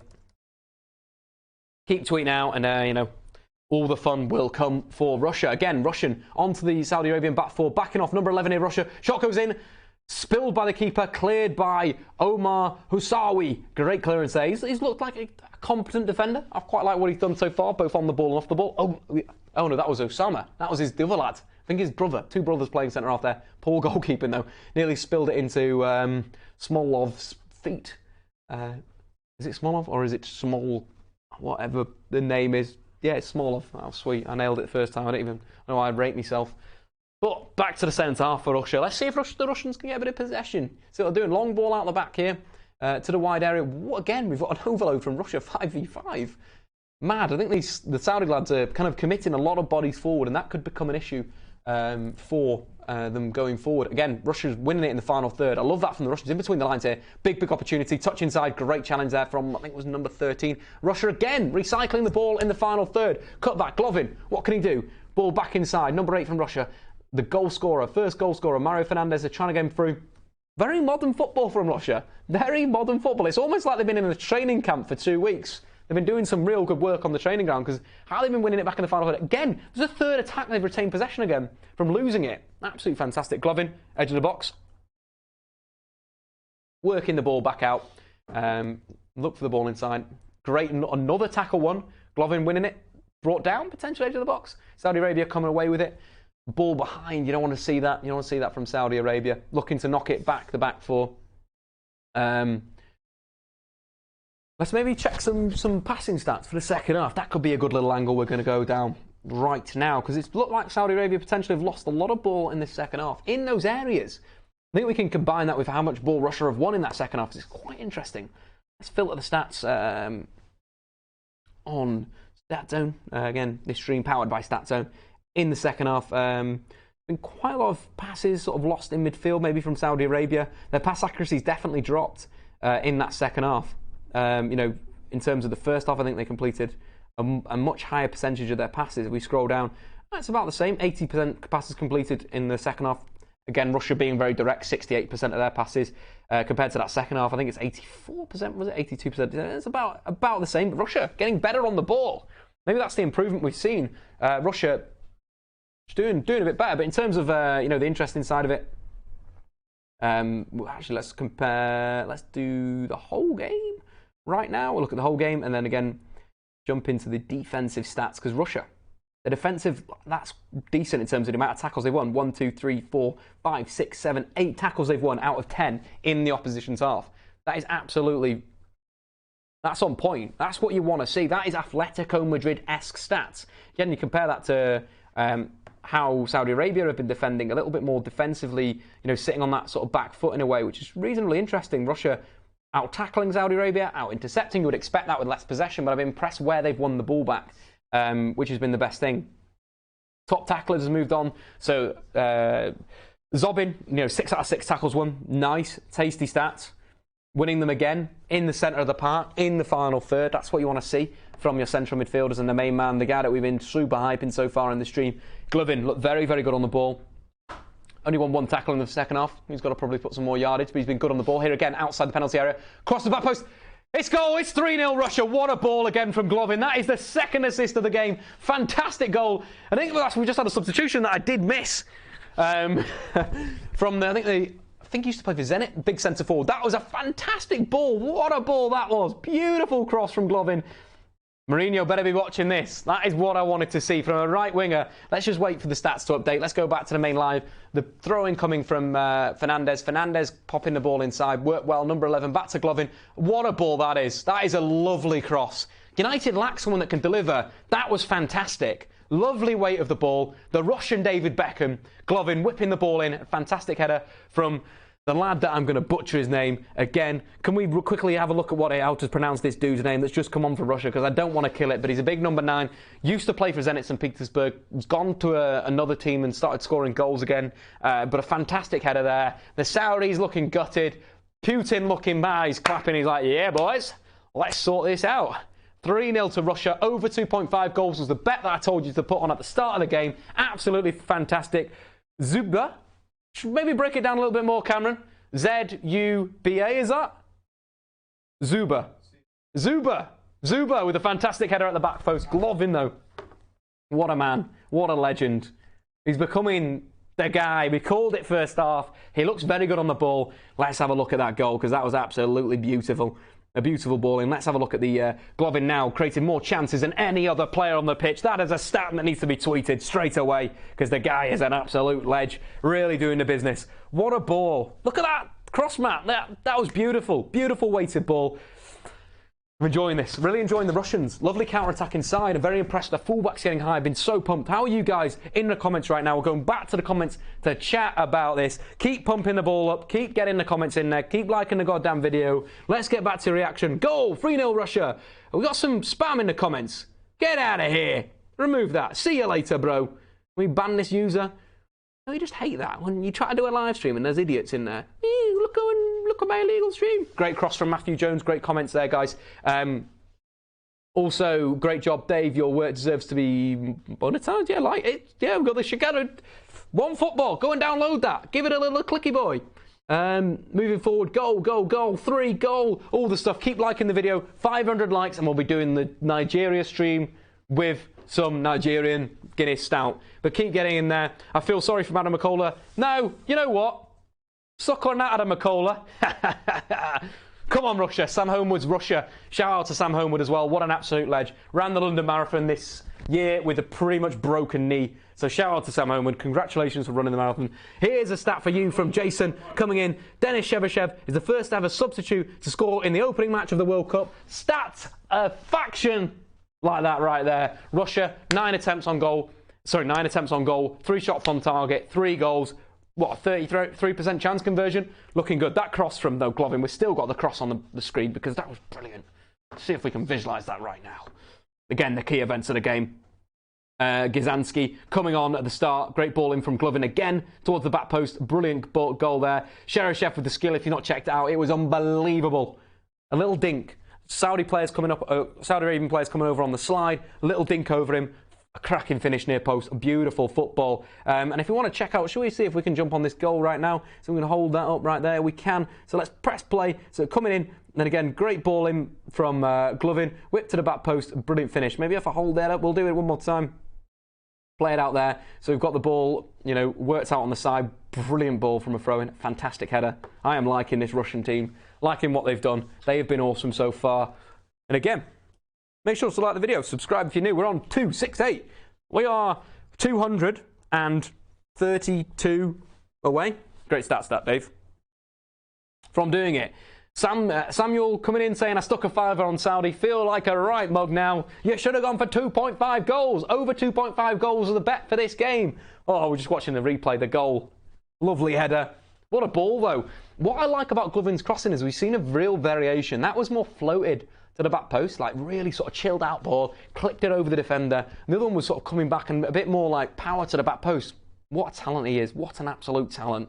Sick player. Again, we're going to be doing a lot of these live streams over the World Cup. We're going to be live for the next 3 days in a row. After this one, so will be 4 in a row. Stephen Alson is doing meat pie, so check that out. That's at 9 o'clock later on. We should probably put a link in the description below for guys to see that. That'll be great, so we can promote it. Stephen Alson is a great guy. He's going to have a lot of fun. Him and Ben are going to be dropping Waxing Lyrical in Studio 68. So go and make sure you check that out because that is going to be a lot of fun. Keep liking that goddamn video, guys. The key players for Russia, the key and the worst for Saudi Arabia. That's coming in from PFL95. I think the Russians, the big guys that we've already talked about. Again, Glovin's been good. Wait, hold on. Let's freeze frame this. Let's get to know live.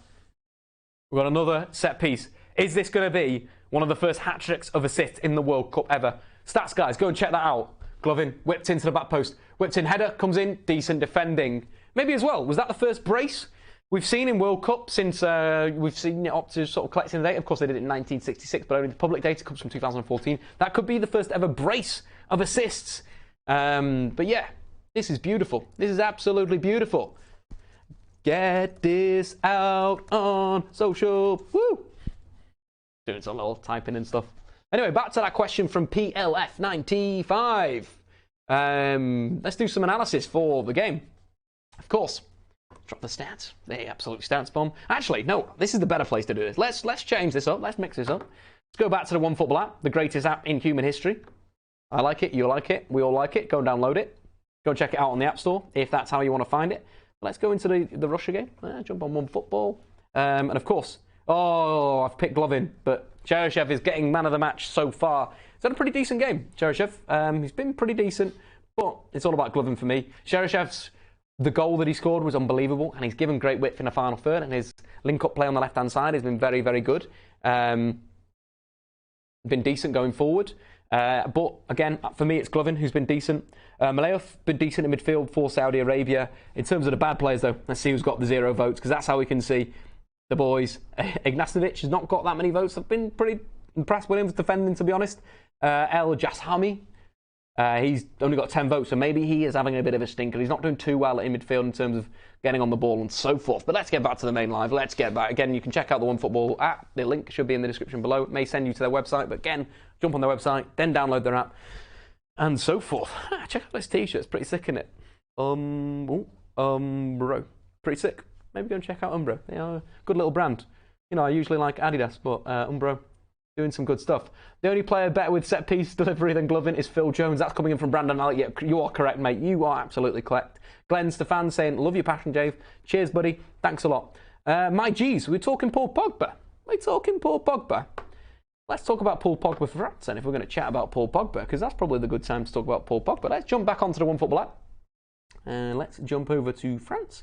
Again, the OneFootball app, you can do everything you want to do. You go check it out. You go check out all the fun stuff. So we've got France. Jump that way. So their squad, again, very, very good squad. Probably the best squad at the World Cup. I think the thing that lets France down and why I don't consider them as real favourites is Didier Deschamps. Didier Deschamps took so long to get it right in the Euros. It took him until the game against Iceland to play Antoine Griezmann as a number 10, as like a second striker, or as a sort of a 4-4-2 shape. That took far too long. Absolutely crazy. Absolutely mental. Not good enough at all. But in terms of France, got, you know, Hugo Lloris in goal. Benjamin Pavard going to be one of the players that Arsenal are looking for. Here we have Russia, potential back post opportunity here. Headed out by Saudi Arabia. Cherchesov to pick up the ball. Well defended, though, to be fair, by Saudi Arabia. Cherchesov looking to win it back, but that's what I like about this Russian team. Oh, Golovin again. That lad has made another interception. Come on, Golovin. Absolute lad of the season. Really liking him. Really, really liking him. Top stuff. But again, in terms of the defence, stacked in defence. Mendy, Sidibe, Hernandez, Rami, Umtiti, Rafa Varane, Kimpembe, Benjamin Pavard. Benjamin Pavard might be the one that will, maybe a player that will emerge from the World Cup as a top talent again from Stuttgart. Seen some of his passing. Tasty stuff. But Paul Pogba. What does Paul Pogba need to improve? Can we check out his Champions League stats? Paul Pogba needs to improve in the Champions League. There you go. Big analysis from Statman Dave there. Straight up. But I think the thing with Paul Pogba, in terms of where he needs to go, I think his teammates need to help him as well. I think the best Paul Pogba we've seen, of course, is playing in three-man midfield. Whether as a 4-3-3 or a slight diamond. I'd like to see a diamond more at United next season, to be quite honest. I'd like to see it a bit more narrow. And Pogba providing the width. Fred potentially providing the width on the right. But quite a narrow diamond would be quite tasty. For getting the best out of play two centre forwards. You can play the likes of Rashford, you can play Lukaku, you can play Sanchez as a 10, you can play Jess Lingard as a 10. There's so much flexibility in the 4-4-2 diamond. I think what you've seen with Zinedine Zidane, how they've done so well in the 4-4-2. I think the 4-4-2 will re-emerge in the Prem next season. I think we may go back. I think the back three is going to get binned by a lot of teams because there's ways to counter it. You know, I don't think a lot of centre-halves are suited to play outside. Again, why England are going to lose to Brazil in the quarterfinals of the World Cup is because there's going to be an issue with Maguire defending wide. But back to the point of Paul Pogba, and I like when he's got freedom to drift left. Watching him at Juve, I used to love Juve when Pogba was there because they were so good with Pogba. Pogba played such a free role, almost like a 10.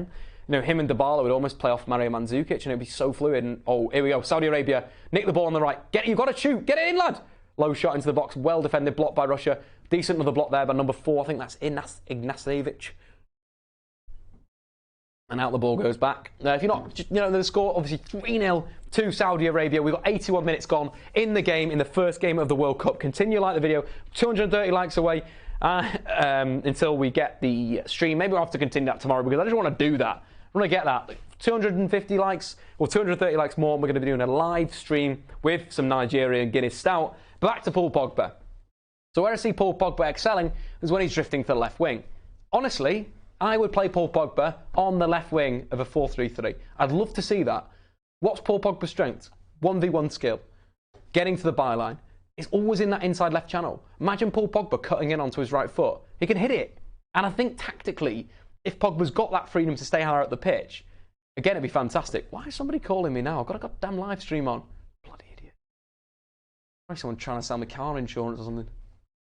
Anyway, back to Paul Pogba. Pogba on the left wing could really excel. Want to see more of an input for Paul Pogba in the Champions League, and only got 0 goals and 1 assist. Dominating the ball, but maybe not in the right areas. More forward movement from Paul Pogba. Maybe playing a little bit more advanced.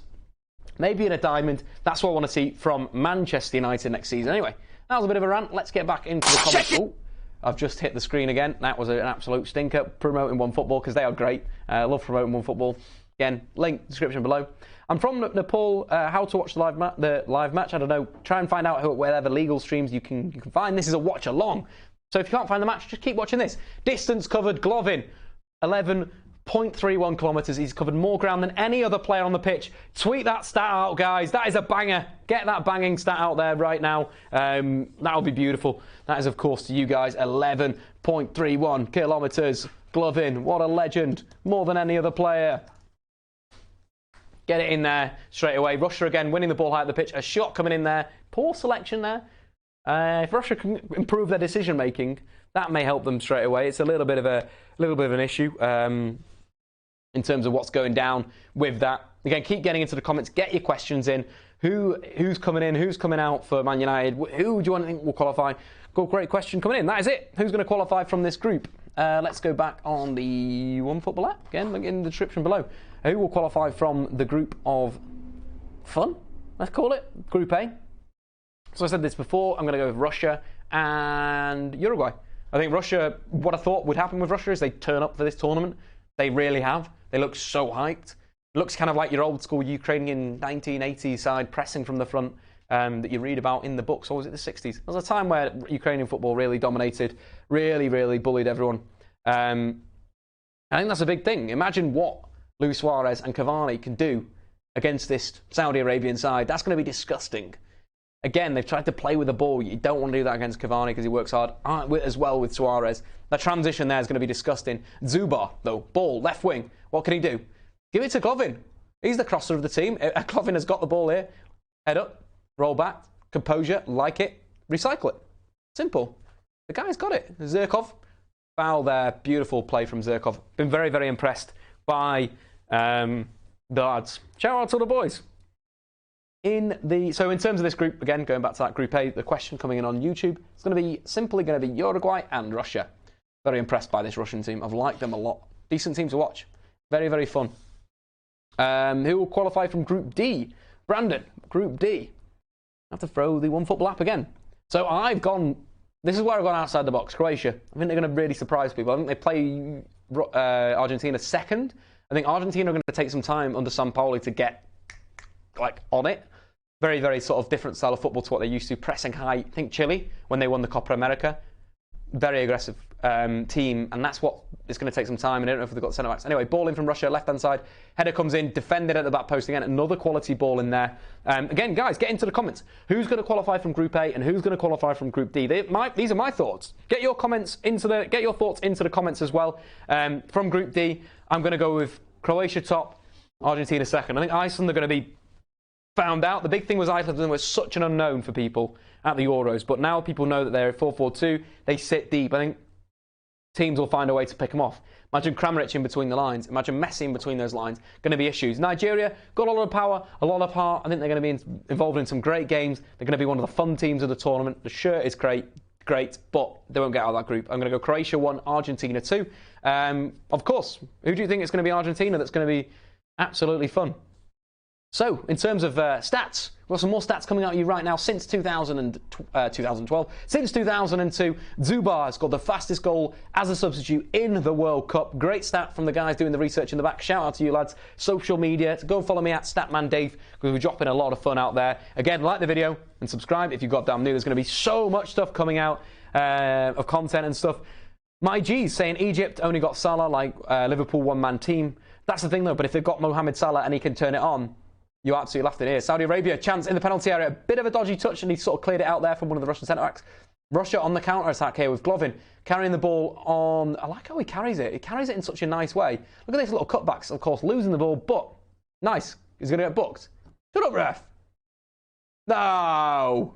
You can't book him. What did he do? Having a great game.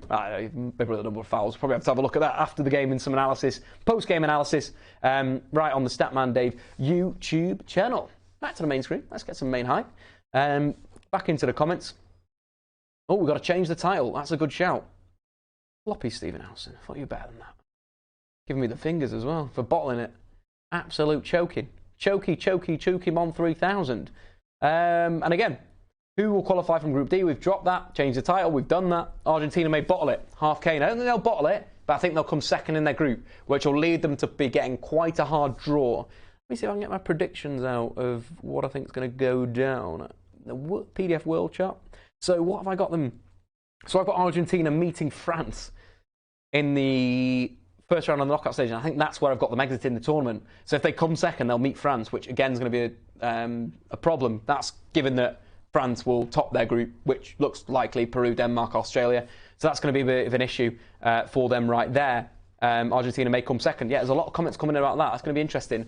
Mourinho said Brazil or Germany are going to win the World Cup, and I've said that on this stream. So we are in agreement, like many things.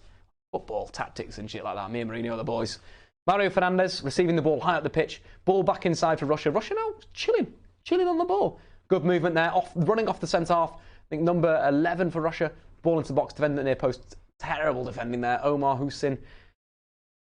It's not very good. Not very good at all. Russia with another set piece. They're going to be really dangerous from set pieces in this tournament. Keep liking the video, guys. Keep pushing it down. Keep getting pumped. Anyway, yeah, comments. Who is going to be man of the match in this game? There's one guy I'm voting for, but you vote for it in the comments, and we'll award him the Statman Dave man of the match. Get into the comments right now. Get typing. Golovin, Zuba, Golovin, Cherchesov. Who do you think is going to win man of the match? Get it in now. Into the comments. We're 89 minutes gone and 25 seconds. This has been the first stream of the World Cup. Statman Dave live. This content has been great. It's been sponsored by OneFootball. Their link is in the description below. And again, we've been looking at their app. It's glorious. It's beautiful. We go back to the match day. And that's the game we're watching. We are watching the Saudi Arabia game versus, of course, Russia in the opening game of the World Cup. Putin is going to be absolutely pumped. Get into the comments. Who is going to be man of the match? Make sure to do that. More questions coming in. What about Group H? Got a lot of group questions today. Group H. What's going on in Group H? We have... that's the one we mentioned before. There's going to be Colombia, Poland, 1-2. Simple as that. What do I think about Senegal? Senegal could be a surprise package. You've got a lot of aggressive midfielders there. Jesse Gay, and then the other fellow that I've forgotten his name in central midfield. They'll have aggressive, and it's basically what can Sadio Mane get? What a wonderful season. He's had 10 goals in the Champions League this season. Fantastic player. Man of the match coming in thick and fast. We're going Cherchesov, man of the match. Golovin, we've got 2 votes, 3 votes for Golovin. One of the guys is going to tally this up. Just confirmed via the BBC Sport that Rashford will return to training tomorrow. He's got a knee injury. I just don't want him to aggravate it. Knee injuries are so bad. I tore my ACL playing rugby at university. I played 1 game for the first team, and that was it. My rugby career over. An ACL injury is not what you want. So if there's a knee problem, I'd rather Rashford sort of chill out. But you have Russia again outside the boot. Oh my Jesus! What a finish! Was that Cherchesov? He's probably going to be the man of the match now. What a goal! 2 wonder goals outside of the boot. Pick that one out. Football, bloody hell, as Alex Ferguson would say. What a goal that was, though. Coming in on that left foot, outside the boot, Techers. Again, that's what you sort of see, playing a left foot on the left-hand side. Gareth Bale used to do it quite a bit when he was in the Prem. What a goal that was. What an absolute banger. Knocked down by Zuba. Lovely full. Oh, what a finish. Zuba basically knocks it down. First touch, fantastic by Cherchesov. Confidence high, outside the boot, Techers. Into the top, right-ish. What a bloody goal. What a goal, guys. Get into the comments, like that goddamn video. Absolutely pumped. Cherchesov probably going to be man of the match now. After that goal, we've got, at the moment, 3 votes for Golovin, 2 for Cherchesov, but 2 bits of absolutely brilliant skill. But, you know, me, I'm going with Golovin just because of his hard work. That's who I picked, as you can see on the OneFootball app. I picked Golovin, but they're going to go with Cherchesov. What are you guys saying in the comments, of course? Goal of the tournament so far. Which one? His first one or his second one? Absolutely incredible goals. Both of them just so good. Beautiful football. This is why I love football. 4-0. We went for over 2.5 goals in this game. That's what we said. Again, the World Cup's usually quite low scoring. First game of the tournament, but this was an absolute banger. 92 minutes gone. Russia have really surprised me. They look very good. Golovin again, you know, playing on the left-hand side, playing on the right-hand side, now as an attacking midfielder. He's been fantastic for me. Really, really top quality. Brandon is saying, check on McCullough. It's been a rough 24 hours. No, you know what? Deal with it, McCullough. Your team's getting battered 4-0 in the World Cup. You've got them in the sweepstake for FTD. And Martial is staying at United. Why are you upset? Absolute joker. We've got some more things. I reckon you should do it on 283 likes. We have 285. We've got to get more likes, guys. Should we cut it down? 350 likes, guys. 350 likes, and we'll do the Nigerian stream with some Nigerian Guinness Stout. It's going to be beautiful. Absolutely beautiful. At the same time, this game is going great. Golovin, again, having the ball in the final third, getting taken out, winning a set piece. I'd love Golovin to step up now and whip the ball into the goal. That would be great. What I liked as well with Russia, their two centre-forwards have done quite well. Different sort of respects. Starting off with Smolov and now bringing on Dzyuba. And Zuba's a target man. The first lad was more of an advanced forward. It's been good. Cherchesov, though, 100% shot accuracy. 3 shots and 2 goals. Wow. Is that the first time that a substitute has ever scored 2 goals from the bench in the World Cup opening game? Probably. Let's have a look at that, guys, in the back, in the earpiece. Let's have a look and see if that is correct. Yeah, so it's the first time a substitute scored 2 in the opening game. Any? Oh, so it's the first time a substitute scored a brace. Golovin, stepping up here. We've named him the Russian David Beckham for his ability to drift around, or the Russian Koke, should we say. This could be time. And it's 5. What a goal. Golovin stands back, salutes the crowd. The Prince of Russian football. We've been calling it all game long. 2 assists. 2 assists, 1 goal. I'm losing it myself in stats. 5-0. The Saudi Arabians are absolutely gone. They've been battered. An incredible Golovin, man of the match. 5 goals to 0. What a goal. What a finish right now. Again, in the stream. We need to be getting all these things in. What an absolutely goal. That was beautiful. A beautiful goal. Update the tags, Stephen Howson. That's something that we've been lacking in this stream, but everything else has been absolutely fantastic. I love football. So good, isn't it? 5-0. Who would have called this? 5 goals to 0. Cameron was betting on Saudi Arabia to win, and that is a wrap, guys. Statman Dave, live. The first one we've seen, I've been super hyped. Thanks for getting involved. We're going to do some analysis, and then we're going to cut the stream off first up. But again, get into the comments below, or to the side, or whatever the comments are. Did you enjoy the stream? What can I do better? But of course, it's time to do some analysis. We're going to do that straight away. We are going to jump in to Stat Zone to do the analysis, because that is what we're doing our analysis on. 5 goals to 0. Who'd have expected it, guys? What a bloody game of football. Absolutely fantastic. Lovely, lovely stuff. And I think, you know, if Russia can keep up this tempo, they could really surprise people. Let's have a look at who they draw. So, if Russia come come second in the group, they'll get Spain or Portugal. And same thing if they come. Who's else in their group? Saudi Arabia, Uruguay. Where have I got Uruguay on my chart? Uruguay, Portugal. So it's either Portugal or Spain. I would love to see this Russian team play Spain. That'd be sick. So if they come second in the group, Russia, potentially lose to Uruguay or whatever, that'll be a lovely game of football. But that could happen right now. But let's go to the story of the game. Of course, the first one being the opening goal scored by Gazinski was a corner. Set piece comes out. Golovin just chilling, edge of the area. See the little pass. Beautiful ball. Beautiful ball. The Russian David Beckham. That is what we're going to call it. Get that in the tweet. The Russian David Beckham. And that was a beautiful goal. Lovely, lovely goal right there. Fantastic stuff. Lovely patience as well. What I loved about Russia, so good in defensive sense when they're pressing out the pitch. That's what I absolutely loved. We'll look at those stats later on after we've done the story of the game. Moving to the second goal, of course, Cherchesov coming on for Dzagoev. Dzagoev, injury. Takes his hamstring. Probably out the World Cup. Got to be honest with yourself. But Cherchesov, what a performance he had. His first goal, a bit of absolute brilliance. Again, Russia working a throw-in. It was a counter-attack, wasn't it? Golovin carrying the ball across to Zobnik, and then slid the ball out. Fantastic little bit of skill. See the take-on. The take-on is where the start is, in the penalty area. A little dink over the defender coming over. Fantastic finish with left foot, nice and high. 2-0 half-time for Russia. The key guys in that half, of course, looking at Golovin's ability on the break and so forth, was fantastic. But let's move further into the second half. Dzyuba comes on from Smolov, and the game comes in again, and it's all about Golovin's delivery here. Different from the first one. The first one is a lovely whip ball to the back post, going long, lots of whip on it. This one was a lovely weighted little cross in the David Beckham area. David Beckham used to play balls in from this area a lot. Brilliant, brilliant goal that was. Zubar raising at the back post, lovely header into the back of the goal, and then Golovin getting booked on 88 minutes. Lovely little tactical foul. Love everything that he's done today. And then we had the big goal, long ball out the back from Russia, knocked down by one of the aerial duel, knocked down by Zuba, and then boom, hit that one out. Outside the boot finish, if you haven't seen it, edge of the box. What an absolute goal! Big, big impact from Cherchesov. Player that's naturally left-footed, playing on the left-hand side. His only technique to hit that was across it. Beautiful goal. And then to finish things off, the party was really started. Golovin, brilliant set piece. In terms of who we're looking at for man of the match, let's roll through that. Cherchesov, his impact was massive. 4 shots and 2 goals. 2 fantastic goals as well. Individual efforts. The first touch for the second one as well. Set himself so well. Ball bouncing and smashed it on the half volley. Great goal there. And again, Glovin's free kick. A brilliant, brilliant goal. Golovin, man of the match for me, 100% of the time. In terms of passes, again, look at it. Saudi Arabia dominated the ball.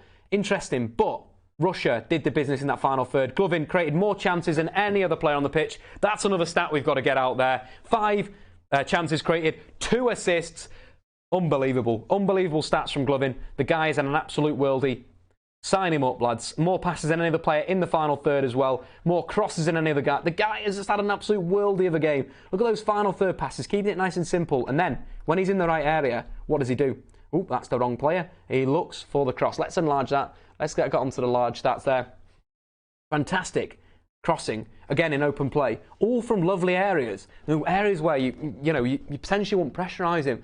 Now teams are going to be like, we've got to shut him down. Golovin has got ability to whip the ball into the back of the net, to the back of the net to a player to score, and so forth.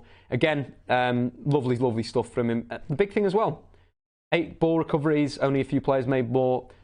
6 tackles in a pitch, worked very, very hard off it. The guy is very, very impressed me. Like, this is one of the first times I've seen him go forward. Before it was more sitting deep and defending against Manchester United in a 3-5-2. Give him this freedom, playing wide right, wide left, or as a number 10. Really, really good stuff. But he's been a talent, and that's the guy that's going to get man of the match today. Is going to be Golovin. And again, we go through his stats.